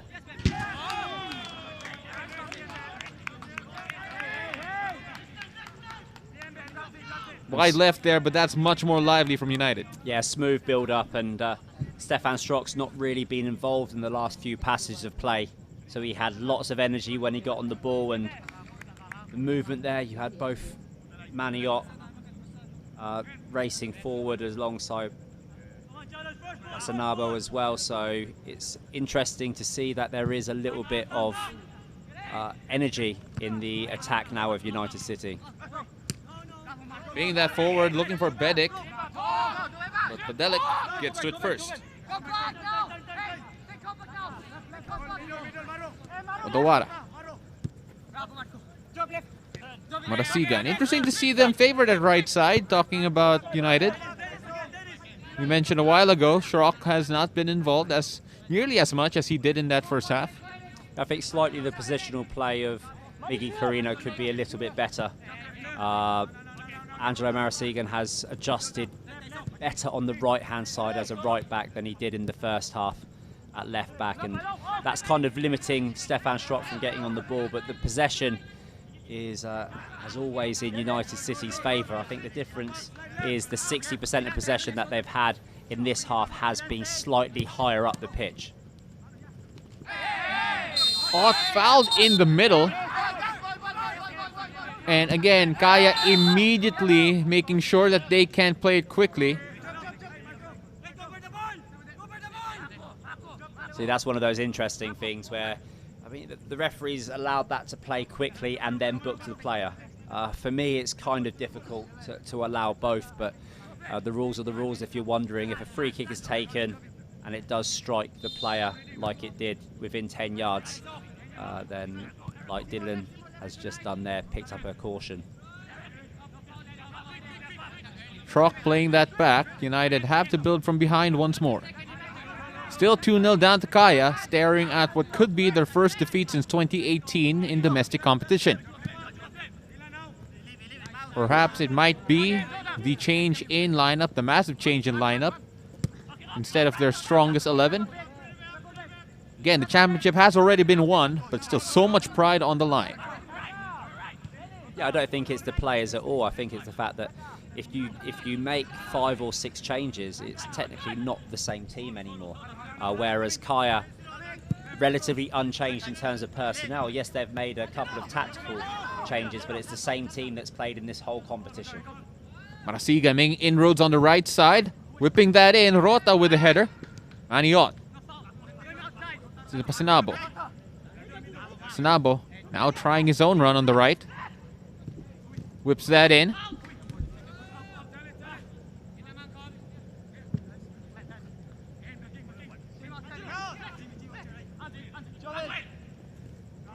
De Bruyke takes that away as United will have a couple of substitutions again.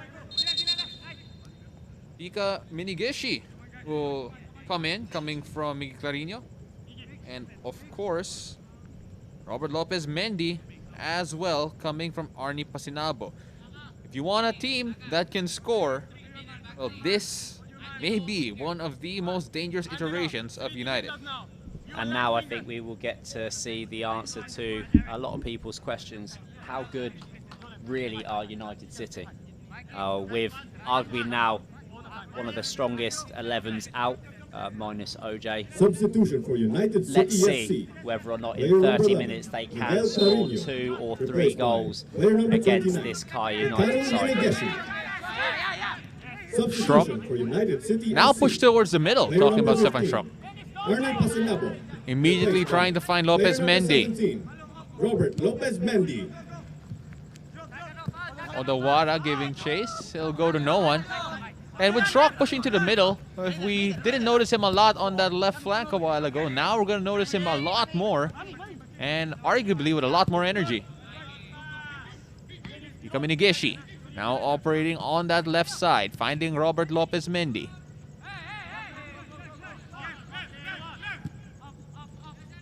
Now, did the players for United City who started the game, did they stretch Kaya FC enough to make them tired in this last period of the game? You see Bedic go down, touch of cramps maybe. That's too heavy there coming from Marasigan. Marañón not happy with that one. Bedic on the ground here.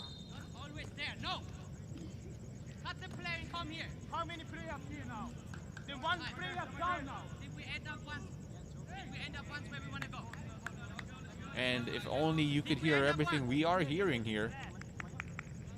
Schrock and Odawara having discussion. Again, so much pride in this United team. And Ott and Bedic having a discussion of their own. As Bedic is feeling his hamstring.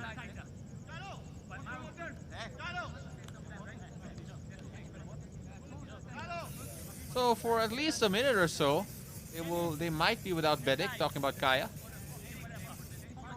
And De Bruyne trying to catch a bit of that cold spray.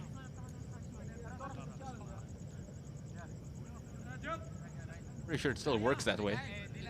Second-hand spray. To be honest with you, there are some people still on the pitch, I'm not going to say who they are, who grew up with a bucket of ice cold water and a sponge. Of course, for hygiene reasons, we don't do that anymore, but it seems to do the job. These days, it's as soon as the PT gets a cold spray out, everyone wants a bit and everyone feels better after. Sambre showing a strong body against Marañón. Sambre bringing some of his experience and exposure that he learned overseas. One of the first locally developed players to apply his trade overseas. Of course, there has been a steady growth of that in the past few years. Patrick Dato, now a goalkeeper in Thailand. You have Casambre, who spent some time overseas as well. Of course, Amani Aguinaldo. Interestingly, all defenders and goalkeeper. Question is, who will be the first attacker or midfielder to be the next local Filipino, local homegrown talent rather, to take his talents abroad?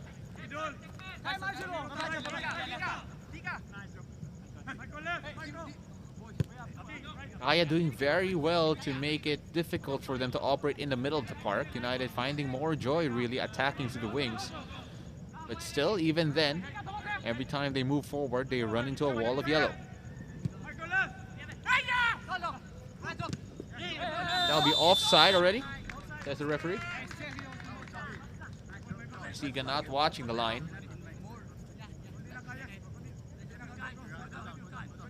Kaya slightly tiring, but they are able to keep themselves very organised. And Bedik goes down to the ground again. Seems to be struggling. Well, that might be the end of his night here. And without Bedik, still a lot of options here for Coach Yu Hoshide. But still, he is easily one of the more dangerous attackers of this Kaya team. I just want to note, Darren, look at what the paramedics are wearing. Something similar to someone near you. Because they value health. Yeah, they look very professional actually. Of course, the rains have come in, and given the times, I'm sure that people are looking to avoid the hospitals and medical centres, try to take the pressure off our beloved frontliners who have been working so hard. And of course, during this PFL bubble, we have been in strict guidance and making sure that all of the players, staff who are involved in producing this fantastic series of games that you've seen are in accordance to all of the rules. So Bedik checking out, and that will mean Manuel Osei comes in. He had one of the more dangerous chances against Mendiola in that unfortunate draw. Player number 18, Manuel Osei. De Bruyne now on the attack, trying to find a man on the right. Giganto gets it, but that is hit away. Good chance there for Kaya. Still risky here for United. The danger is not away. Eventually ushered away, so goal kick, chance to build from behind. Take a look at this again, being very opportunistic. Giganto probably took too much of a touch there. Yeah, his touch wasn't excellent, but De Bruyne's work was. That's what you want when your side is coming off a relatively poor performance in terms of Kaya FC standards, but today they have definitely been back to the usual Kaya FC. You can see there's a lot more spirit amongst them. Marañón wins the free kick of Simone Rota. Rota feeling that Marañón just ran into him. The referee has made his decision. Chance here for United to threaten from this free kick. And another player is down for Kaya. It's Eric Giganto.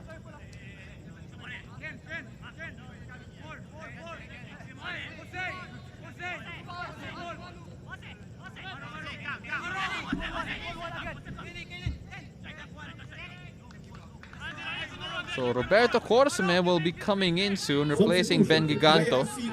So take a look at that foul again from Simone Rota. Giganto, replaced by player number 21, Roberto Corsame. This will be an interesting set piece now, with United City looking slightly more physical in the box. Carlisle Mitchell with the header. That'll go away for corner. Manny Ott in a hurry to take it. Kaya look like they are well drilled defensively. This is what they expected.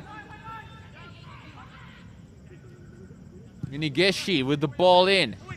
Jose, ball out. Shifting that again. Quick feet. And Buenvenido Marañón unable to turn his body quick enough. Jose pushing it forward now. Lovely flick from Daizo. Trying to find the run of Hirokoshi again, but unable to weigh it properly. That was a nice flowing counter-attack that Kaya FC managed to put together there.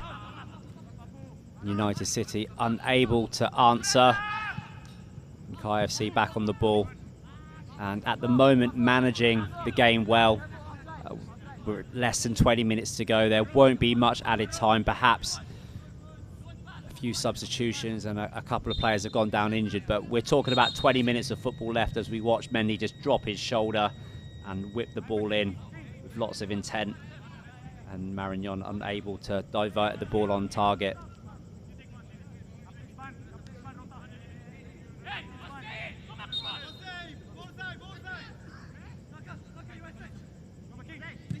Kaya trying to go on the attack again. On that right side. Oh, it goes through. Jose is in the middle. Couldn't target him as De Broyke will collect. Daniels, who's now shifted to the left side. Goes straight at goal. And no trouble for the keeper. Corsame has been lively since its introduction to the game. Well as Jose. And the game is really starting to open up as well, so really this is what the strikers enjoy. They get a little bit more time and space on the ball. But Kaya are doing well just to get the minutes out of the game.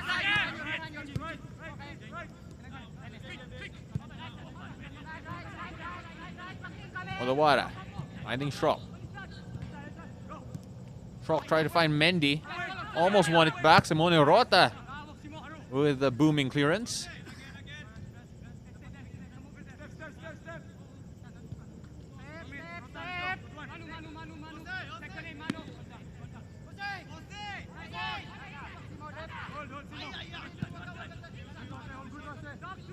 United building from the back again.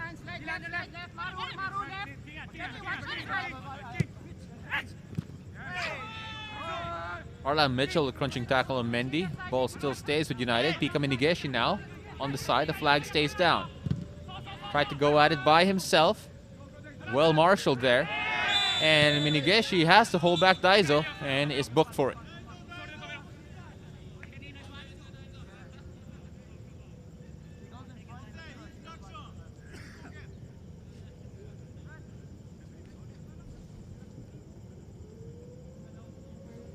"75 minutes played here, 2-0 still for Kaya after a pair of first half goals. Really turned this game on its head.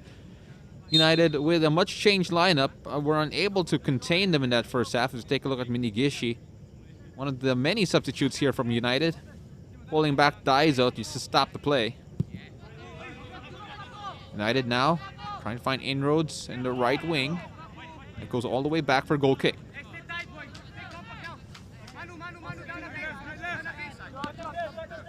Jarvis.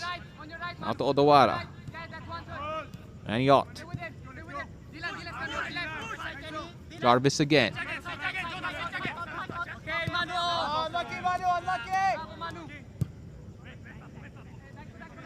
Now to the left side, finding Pika Minigishi. Minigishi. Now Odawara. And plucking the strings for United in the middle.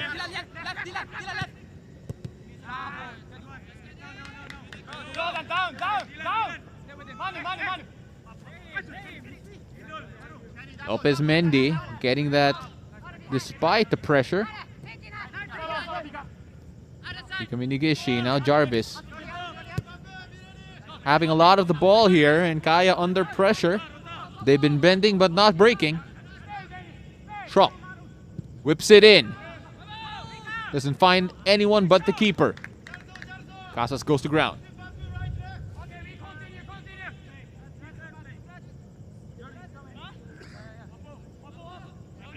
Five to 3 is a shot count. But United still have yet to completely challenge Michael Louis Casas. Trying to play quick here. Schrock. Pinging that on the other side. Bring it back to Odawara.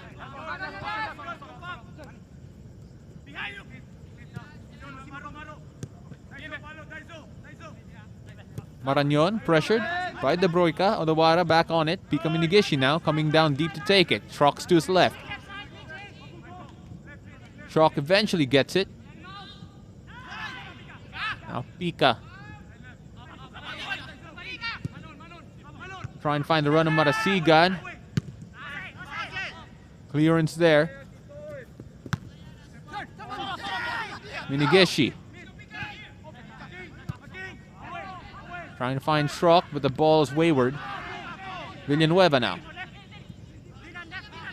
Back to Ott. Sustained possession here from United. But no real incisive passes. Jarvis. Now Odawara. It's frustrating if you're a United fan with Kaya able to really shut most passing lanes down. Cassambra with a good header out. Jose wins it. And he holds on to it still. Schrock trying to force a mistake here. Here's a chance for Schrock. Unable to get that down. And that will be a foul against Schrock. Referee saying that Kaya came off worse for it. And that was a big tackle and a big moment. United City able to keep hold of the ball, rotate it, pull Kaya around but not pull them apart. And then when the ball fell to the captain, Stefan Schrock, he was able to get inside after the play broke down. And it's a very, very big tackle that comes in. And there were cries for a penalty, but I mean, I don't think neither player really had the ball under control, which is why it would be difficult for the goalkeeper, for the referee to award a penalty. It's one of those things where it really was 6 to 1 and half a dozen to the other. It's a very English expression there, so I might have thrown you off a little bit. No, yes you did, definitely. Again, hello to all of our foreign viewers here who understood that better than I did. And for those around the Philippines who didn't, well, we're both scratching our heads.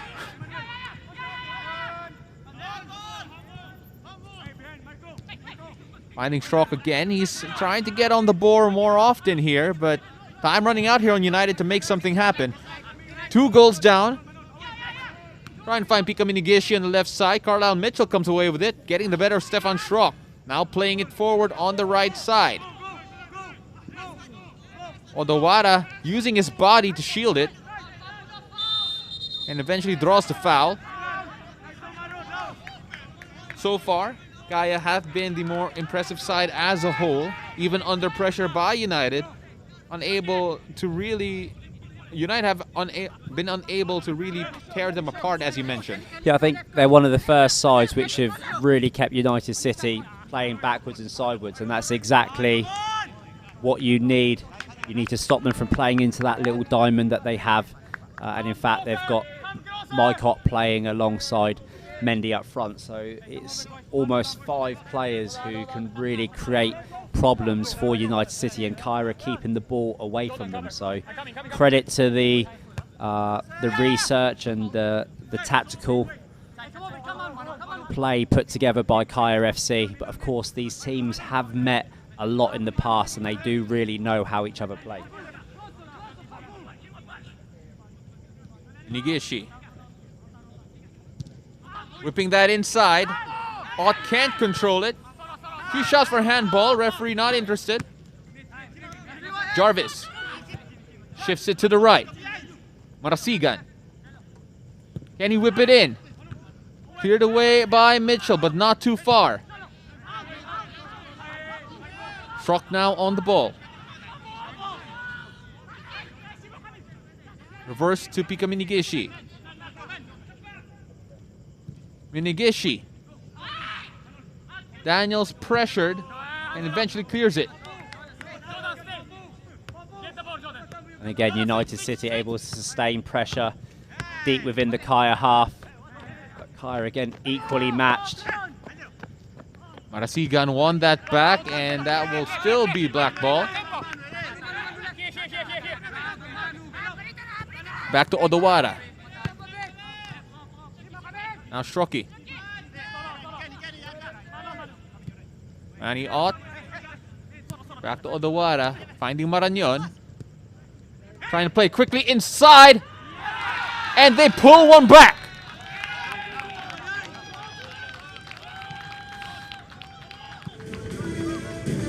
One of the substitutes comes in and makes a difference. In fact, they all combined to pull one back, and it's game on here. Kaya FC haven't won anything yet. And now we have a game of football with 10 minutes to go. Odawara has really been controlling things across the back, but it's the weighted pass of Marignon which has just found its way through to the ever-running Ott brothers. This time it's Manny Ott who finds himself on the score sheet, and I mean, a draw is going to be something which is achievable for United City, but I'm sure that Kaya will have something to say about that. Well, for United, typically, once they scored a goal, the floodgates do open. But then, up until tonight, they probably have not faced the type of quality that Kaya have. Another close opportunity there, and the corner. United are feeling it now. Play quick to Schrock. Don't take your eyes off this one. Schrock with the ball in, and Casas had to reach for it. Wasn't expecting to save that one. And Casas is not the tallest goalkeeper in the league, but I've had the privilege to play alongside him as a player, and for what he doesn't have in height, he makes up for in agility. And that's a top draw save there by Casas to keep his side 2-1 up, as United City just look to pile on the pressure and break through again if they can. No foul there, says the referee, despite the protest from United. Odawara now playing a bit more advanced. Mycott shifting that to Stefan Schrock. And a goal scorer, Manio. On the left side now. Ika Minigishi gives it back to Ott. Can't find an incisive pass. Schrock, one more. Minigishi whips it in again. Good clearance from Carlisle Mitchell. Odawara thinks about it.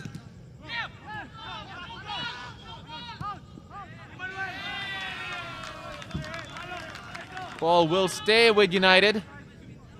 Much more life from them, even from their bench.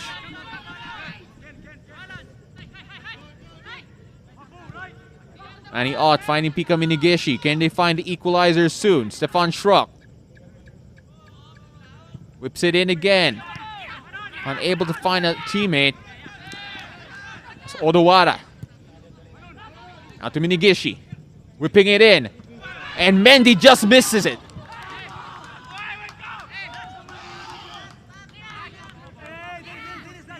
And with 4 minutes to go, that's a huge opportunity from Mendy as the ball was just whipped across by Pika. I think it's a great cross in, and Kaya managing to hold on, and it does feel like a matter of when they're starting to produce the chances. Great pass out, left-footed this time, and by a striker of Mendy's standards, I think he's going to be disappointed that he hasn't hit the target there. Casas heaving that forward, looking for Osei. Odawara with the challenge, but it's Kaya who win it back, and Stefan Schrock says he got hit in the face. Referee not interested and eventually pulls it back. So yes, that was a foul rather. Schrock still on the ground.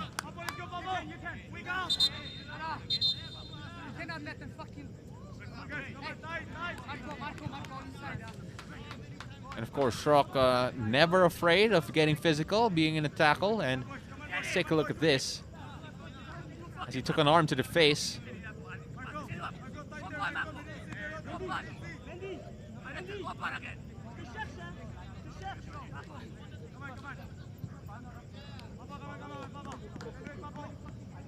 And he looks in discomfort there. It's one of those things as well where I know there might be some parents watching at home thinking that football's a dangerous game. We do have rules in place to keep things safe for the players. If there are head injuries, usually the referee would blow his whistle straight away and make sure that the players are given the correct medical attention that they need. Let's take a look at one of Schrock's key contributions a while ago, and Casas' brilliant save there. Again, had to make it. Schrock has to step outside first for being allowed back in the game. Not long left, and United know it. Can they Nicolate equalizer and preserve their unbeaten record in domestic competition? Again, they have not lost since 2018. They now have the championship here already wrapped up. But with all sincerity, taking a defeat here and losing that record of being undefeated since 2018 would leave a mark. And of course it would be the first time for the newly formed United City as well to lose. And I mean, on any other occasion, you can't win every game of football, but this is an occasion today. This is the day that they're going to be lifting the trophy. I'm sure that United City, the players and the fans here and all over the world would just really like to see them get something from this game. Kyle will be making a change here shortly. Like a substitute for substitute change here. Probably trying to shore things up. Kaya doing very well just to contain this United team. Marañón.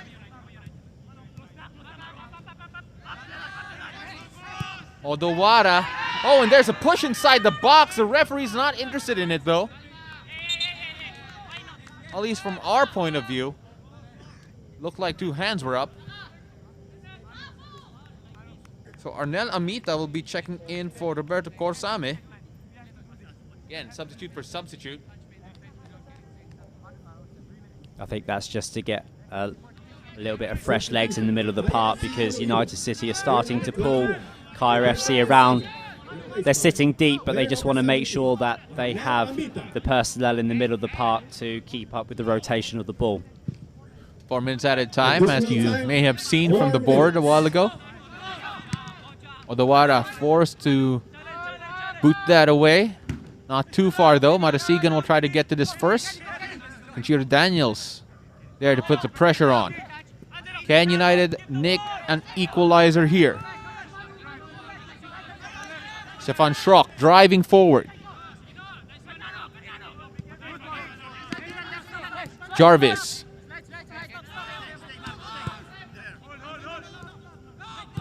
Villanueva. Marañón asking for it. He came back deep to get it. Ott trying to find Minigishi. Minigishi finds it. Marañón in the box. Turn and shot. Pushed away to the bar, it looks like. Kaya still ahead.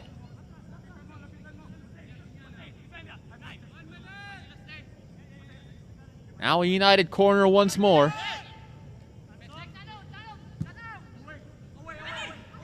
Mendy was the target, but Carlisle got to it.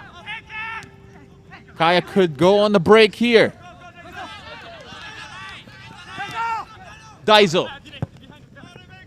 Unable to get that through. 2.5 minutes left now.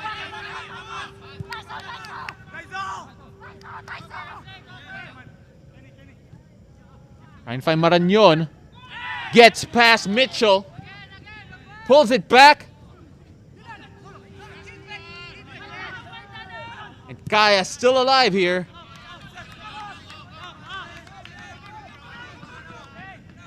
Despite the wave of attacks, the wave of pressure coming from United. Schrock. Referees not interested in the calls for handball, but Schrock wins it back anyway. He continues to drive forward in the middle. Simone Rota. What a clearance there. Yeah, no nonsense defending there from Simone Rota, just putting his foot straight through the ball, and there's still about 90 seconds of play here. And United City have the ball at the halfway mark. What can they put together? Kaya FC's defence looking very organised. Seem to all have their jobs.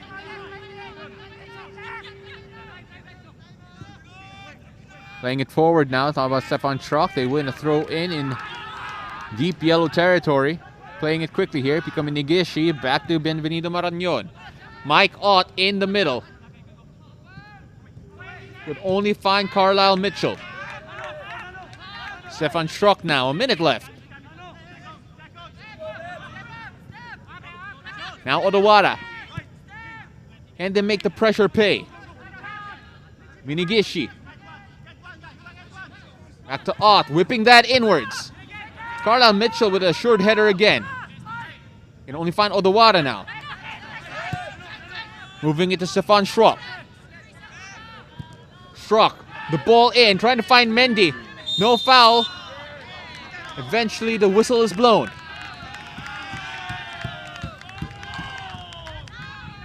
Simone Rota on the ground after clashing with Robert Lopez Mendy. And that may be the last piece of meaningful action here.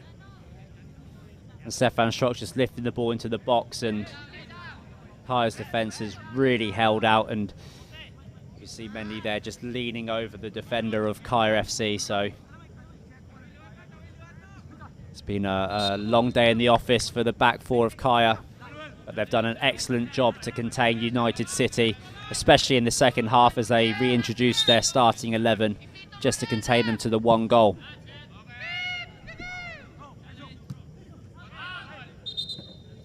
Not long now, already past the prescribed 4 minutes. Last chance saloon here for United. Mike Ott cleared away by Daniels, and that will be it. United, they are the champions of the league, but absorbed their very first loss in 2 years to Kaya FC on the final day of the competition, on their final day of the competition. Kaya with a pair of first half goals, getting enough over United City, who really turned it up in the second half, but still it was too little, too late. Kaya FC 2-1. Yeah, they left it late, but they did give us the performance that we were expecting tonight, which was United City going at Kaya FC. It just happened that Kaya FC instigated the first half with what they were lacking, perhaps in previous games, which was to be clinical in front of goal. With a 2-0 cushion, they managed to see out the second half. 2-1, maybe a fair reflection of the game. Take nothing away from both sides. Still a game that told and showed the two best sides in the Philippines going head to head. 2-1 from Kaya, who inflict United City their first loss as a newly rebranded club. And if you include the reign of Ceres Negros FC, that means they absorbed their first loss since 2018. Daniels and Mitchell, the goal scorers for Kaya. Manny Ott, the lone goal scorer for United. It's a disappointing end to the season for United, but you know what? They'll still end up partying tonight. They'll lift the trophy when we return.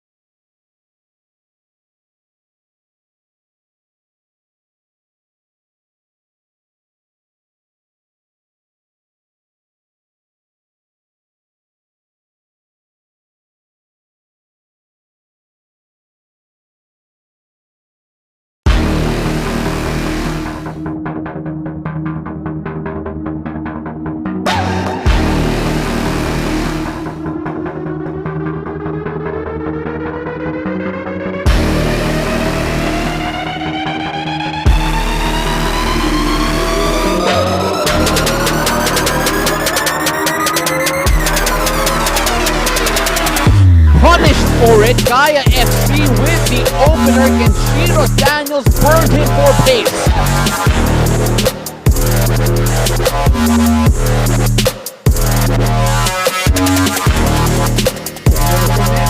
Great hitter.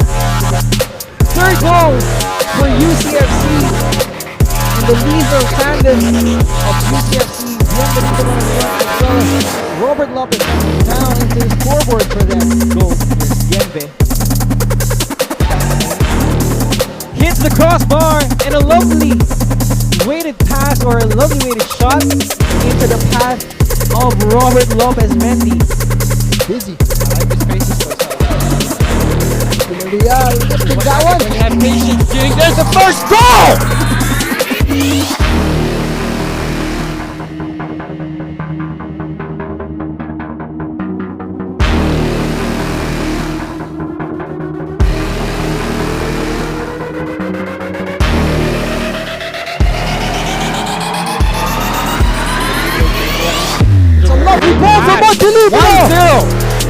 Maharlika Manila's first goal in the Philippines Football League, tucked away by Jose Montelibano.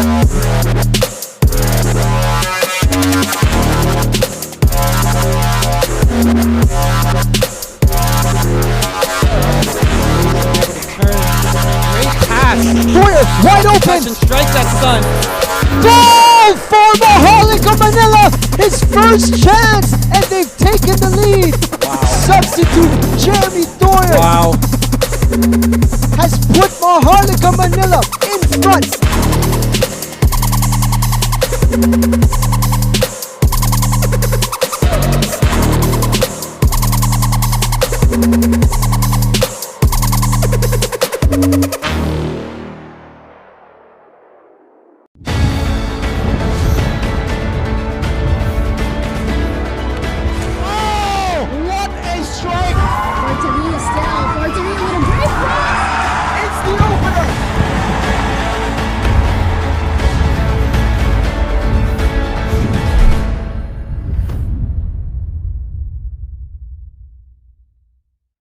Definitely such a proud moment to be part of, especially for the PFF organization, to be able to pull this off regardless of all the factors surrounding. For Daipuyat. All set to begin proceedings, and we are underway at the PFF National Training Center. United City FC playing from right to left. Away by Custodio. Galantes, lovely little touch. Chance for a quick transition, but OJ quick there on the defense, forced the foul. That's the first booking of the match on OJ Porteria. That Kainoa Bailey on the ball. Bailey. Pintus. Strong hands there. And got a scuffle here. Ivan Wano, Pintus and Rentini are actually pretty good friends. Schrock recovers. Oh, Schrock Quick with a movements cross. from Schrock. So it's with Mendy, who could not get solid contact. Could have had a better touch to that. But you could see that confidence of Schrock on that right flank, quickly able to turn around, get a cross in, finds Mendy in the far post. Just couldn't get that touch to the ball. Back to Marañon. Porteria is in the middle together with Mendy. Mike Ott fires and he scores! Mike Ott with the opener. And he gives UCFC the lead, 1-0 against ADT. What a strike from Mikey. Quality performance, quality shot by Mike Ott. The setup was beautiful and perfect. You can see that he gets it mid-air, and that final touch that we were talking about, there we have it, that opening goal puts UCFC up 1-0. He hits it mid-air, slots it in perfectly at the back of the net. Manny Ott, Marañon.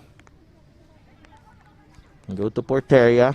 OJ meets Harvey there. Marañon taking one touch. But that was, I think, Lingbo getting in the way there.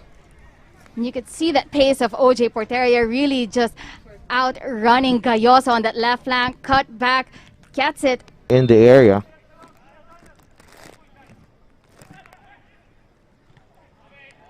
Gayoso offside, saved anyway by Pintus, but best chance we've seen so far from ADT. Trying to release Mendy, but Custodio is there. Kemerad clears that one away.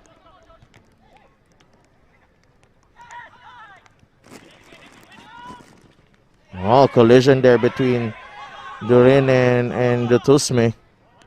A nice sportsmanship between the two players there. You could really see both of them going all out, trying to get possession of that ball. Turin and Dutosme. Nobody was pulling No out one of that. was backing down from that challenge. Custodio, Durin here. Nice ball to Bailey on the right. Let's see what he does here. Bailey inside the area.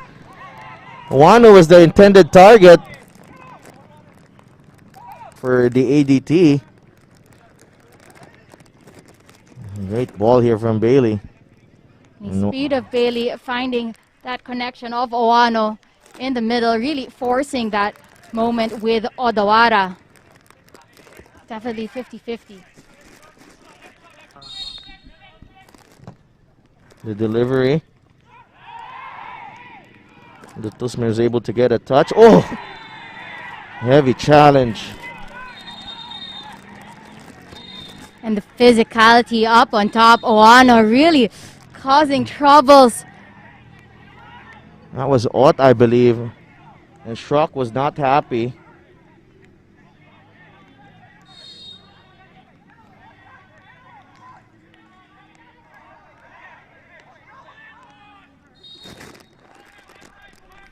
Let's take a look at this again. It was Manny Ott, and that's Angeles. That's Marvin Angeles, and he quickly acknowledges it and on the ball that is being used before Actually put it there in an area where, players can take it. As Bailey with another late challenge. That's a second booking. Definitely a yellow there. As he loses the ball, studs out, feet first, straight at the tossman. He was lucky to get away with just a yellow. Putting pressure. No, Porteria is away. OJ. But Matthew Custodio seems to have done enough there. Let's see this again. Custodio was already behind. Yeah. Definitely a foul there. Definitely a foul, but not a penalty.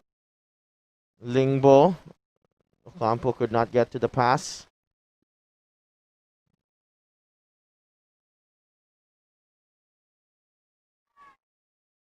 A whistle. Ott comes away with it. Ooh! That's a straight red. Wow. A dangerous challenge from... Could not stop his momentum there. And referee Clifford Daipuyat immediately... Odds were out on Lingbo.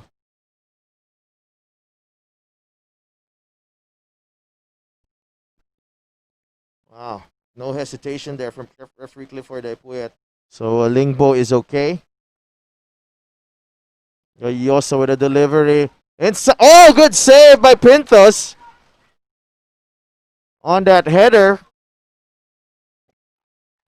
Looks like it was Lance Ocampo came up with a header there.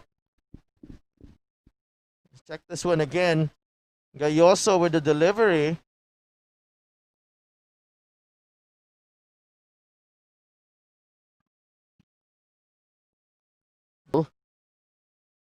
Oh, they get a break here. Rontini finds Ocampo.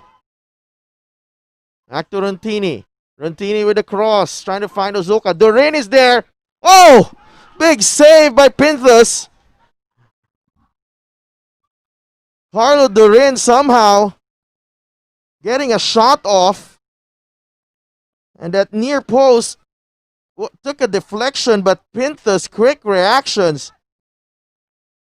Few moments that Pintus has been tested and he's come out big. It's cleared away. Here comes Marañon. Trying to find Mendy. On the counter attack. Mendy. Gayoso. Benigishi with the strike. It's saved. Porteria. Off his left foot. Does ADT have enough time here to equalize? Referee ready to blow his whistle at any moment now. And that's it. That's the final whistle. So United City FC pick up the 3 points that they had to fashion it out the hard way. First half strike from Mike Ott, giving Coach Frank Muescan, Stefan Schrock,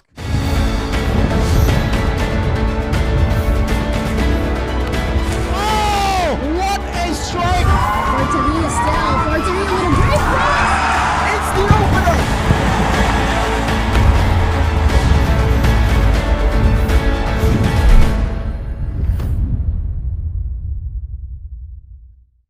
Welcome to the 2020 Philippines Football League, brought to you by Qatar Airways. The champions will now formally be crowned, and it is United City FC who ran away with the title.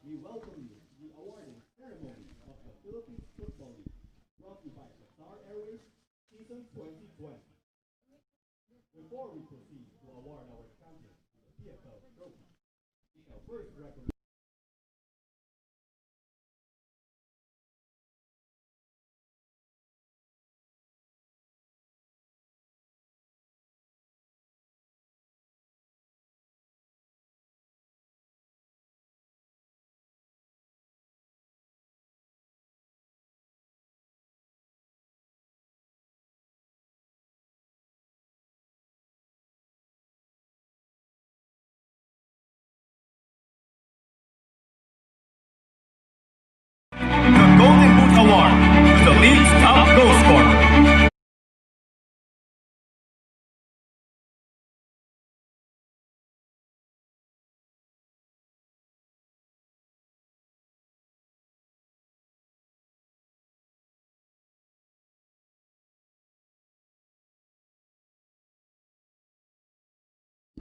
Bienvenido Marañón, the top goal scorer this season, awarded the Golden Boot. Of course, congratulations for Bienvenido, who is also expecting the birth of his first child. He'll be going back to Cadiz in Spain on Wednesday to be able to be there for that occasion. So not only is he leaving here with a trophy, but he's going home to a child.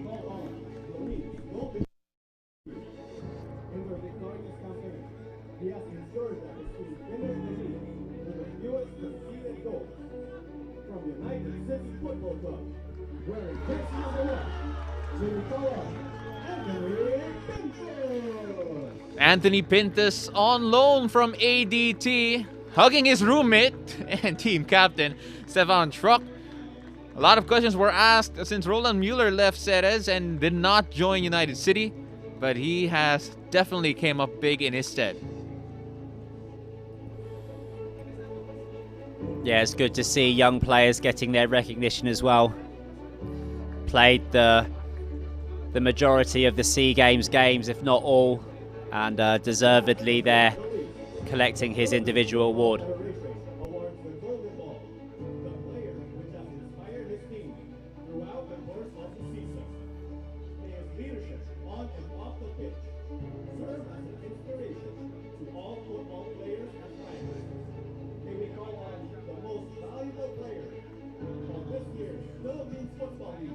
Brought to you by Qatar Airways from United City Football Club, wearing jersey number 12, Sinicola Stefan. Captain of the best team in Philippine football, captain of the national team, and once again, the 2020 Golden Ball Award winner, Stefan Schrock.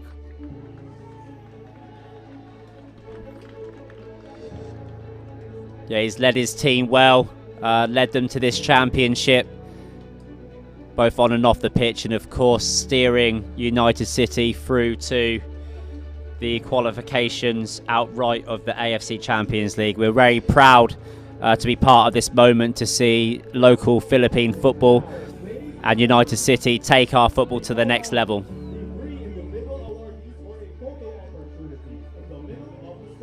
And no real surprise, really, that the individual awards were dominated by United City FC.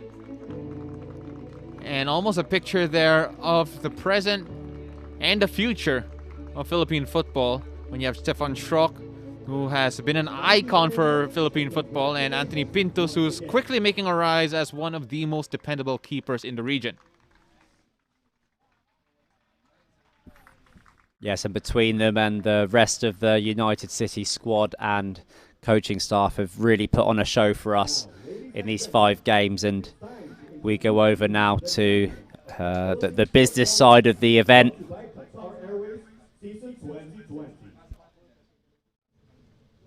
Of course, United City, newly formed just this year, off the ashes of what was Ceres Negros, bringing back the core of their players together.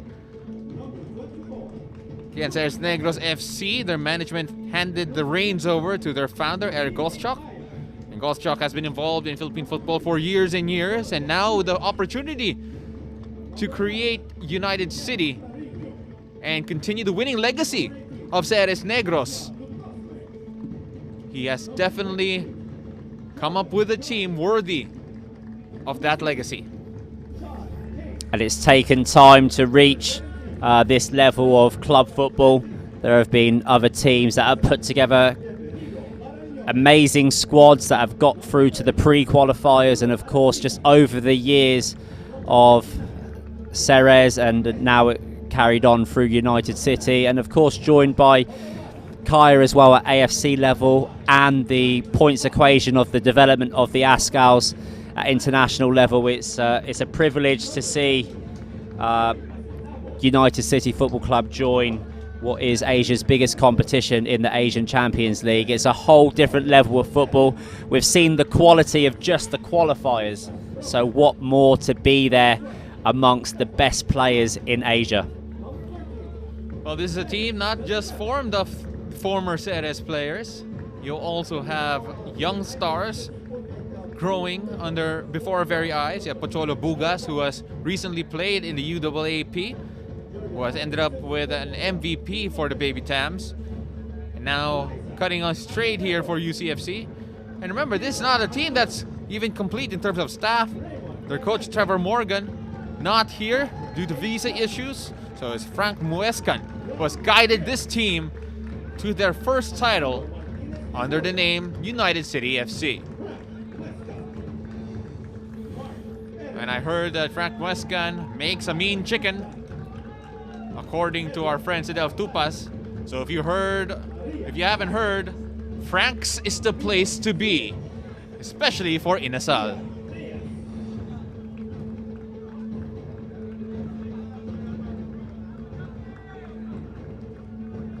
Nothing dampening the celebrations here for United City FC. The Philippines here are your champions. The 2020 Philippines Football League, powered by Qatar Airways.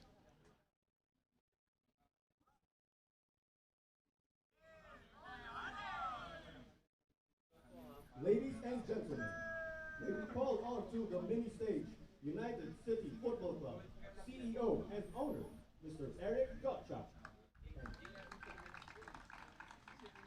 and Philippine Football Federation President, Mr. Mariano Araneta Jr., for the ceremonial awarding of the Philippines Football League, brought to you by the Qatar Airways Trophy and Exchange of Tokens.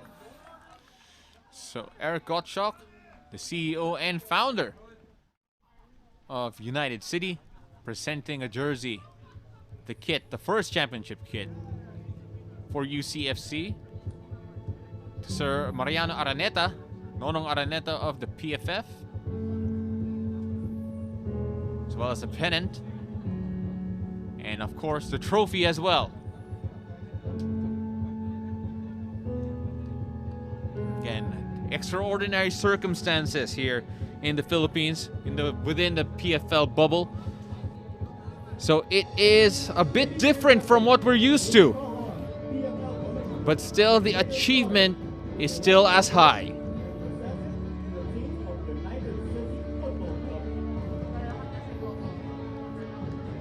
And our Commissioner Coco Torre coming over to help the transition to award the trophy to Eric Gottschalk and United City FC. Don't worry, eventually the players will get their hands on the trophy as well.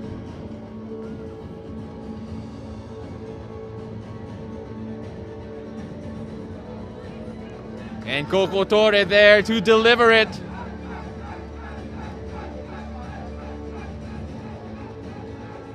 Pocholo Bugas, one of their youngest members of the team, delivering the trophy.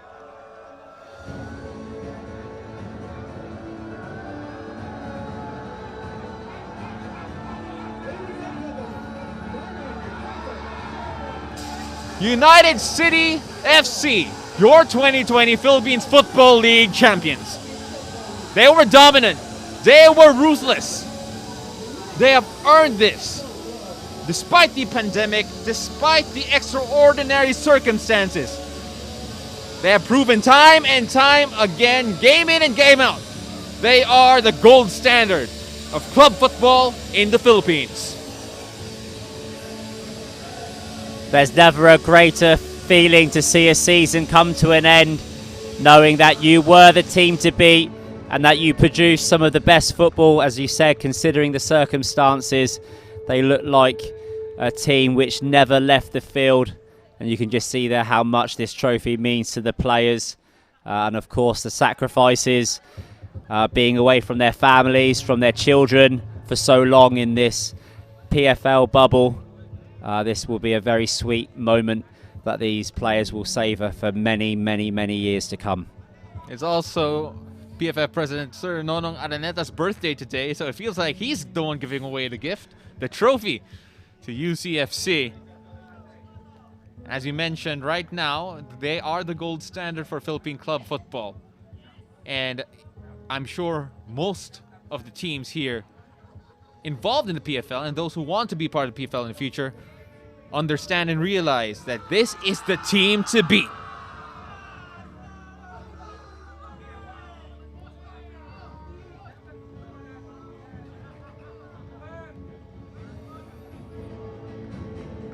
How do you close the gap? Well, the management of all the teams out there, all the players as well, are asking that very same question. They will represent the Philippines in the Champions League of the AFC, and what worthy representatives they are. And there's been a huge amount of respect shown for the work that United City have done. As you said, setting the standard. There's a lot of players who are being inspired. A new generation of footballers coming through who look up to this team.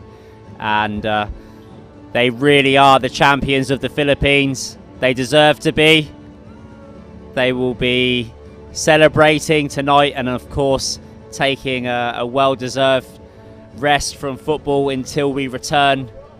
But when we do return, they will be there and they will still be a force to reckon with as they strengthen, as you said, for our first outing in the Champions League. What an incredible, incredible moment for Philippine football. The champions have been crowned, but there's still one more match to be played. Sans Laguna will take on Mendiola FC 1991 as the league and the bubble finally draws to a close. Thank you very much for joining us here tonight as we celebrate the champions of the Philippines. And thank you very much for joining us through this entire journey, this remarkable event in the PFL bubble. Congratulations to everyone involved, from everyone in the broadcast to all of the match officials and those who have done everything they could do to make sure that this bubble run as smoothly. Congratulations to Mr. Coco Torre, the commissioner, for putting this all together, and all the help we have received from the DOH and the GAB, the Games and Amusement Board of the Philippines, and the Department of Health, for all the regulations to make sure that this bubble was conducted as safely as possible. Until the last match day, until the next season, thank you very much for joining us. Once again, my name is Paulo Del Rosario, alongside my partner Darren Hartman, and on behalf of our production crew here, thank you very much, and we hope to see you next time.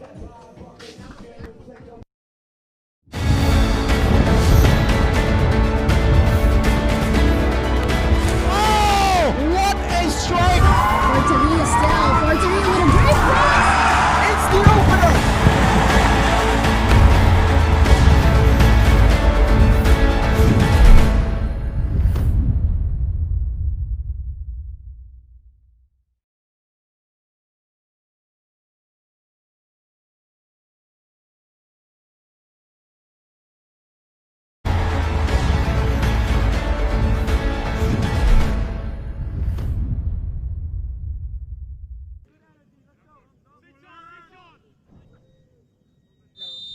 And here we go. Ceres Negros get us underway. Kane with class, just bringing it down. Onside, Marañón. Chance here for UCFC, and there it is. Opening goal, Mike Ott buries it, bottom left corner. Textbook, United City. Play started from the control of Kane. Composure to bring it down, get that ball on the ground, get it off his feet. Immediately into the attack, United City FC goes, connecting as they do. It's a great first shot goal. And you look at the demeanor challenge. And that's the second. Beautifully worked by United City FC, and it all starts with a clean pickup from Manny Ott. Ends up leading to that goal from Bienvenido Marañón. They're in control now. If they can make the most of it and get an attempt. Beaton's delivery, it's a deep one. Epeso gets his head to it. How would you describe your perfect journey? Does it begin with the Airbus A350, with its distinctive cockpit windows and sleek wingtips? Is it in the comfort and privacy of your own personal Q suite? Is your perfect journey one where you saw the blue skies in a greener way? The A350 uses less fuel than the A380, reducing CO2 emissions, making it a more environmentally friendly option. Is your perfect journey a breath of fresh air, one where the air is filtered and replaced every 2 minutes, ensuring you can breathe easy? Does it have perfectly curated lighting, helping to reduce jet lag from a long flight? Is your perfect journey a connected one? Experience complimentary Wi-Fi throughout your entire flight. So, why fly on yesterday's plane when you can have the perfect journey on tomorrow's? The Qatar Airways A350. Newer, greener, better.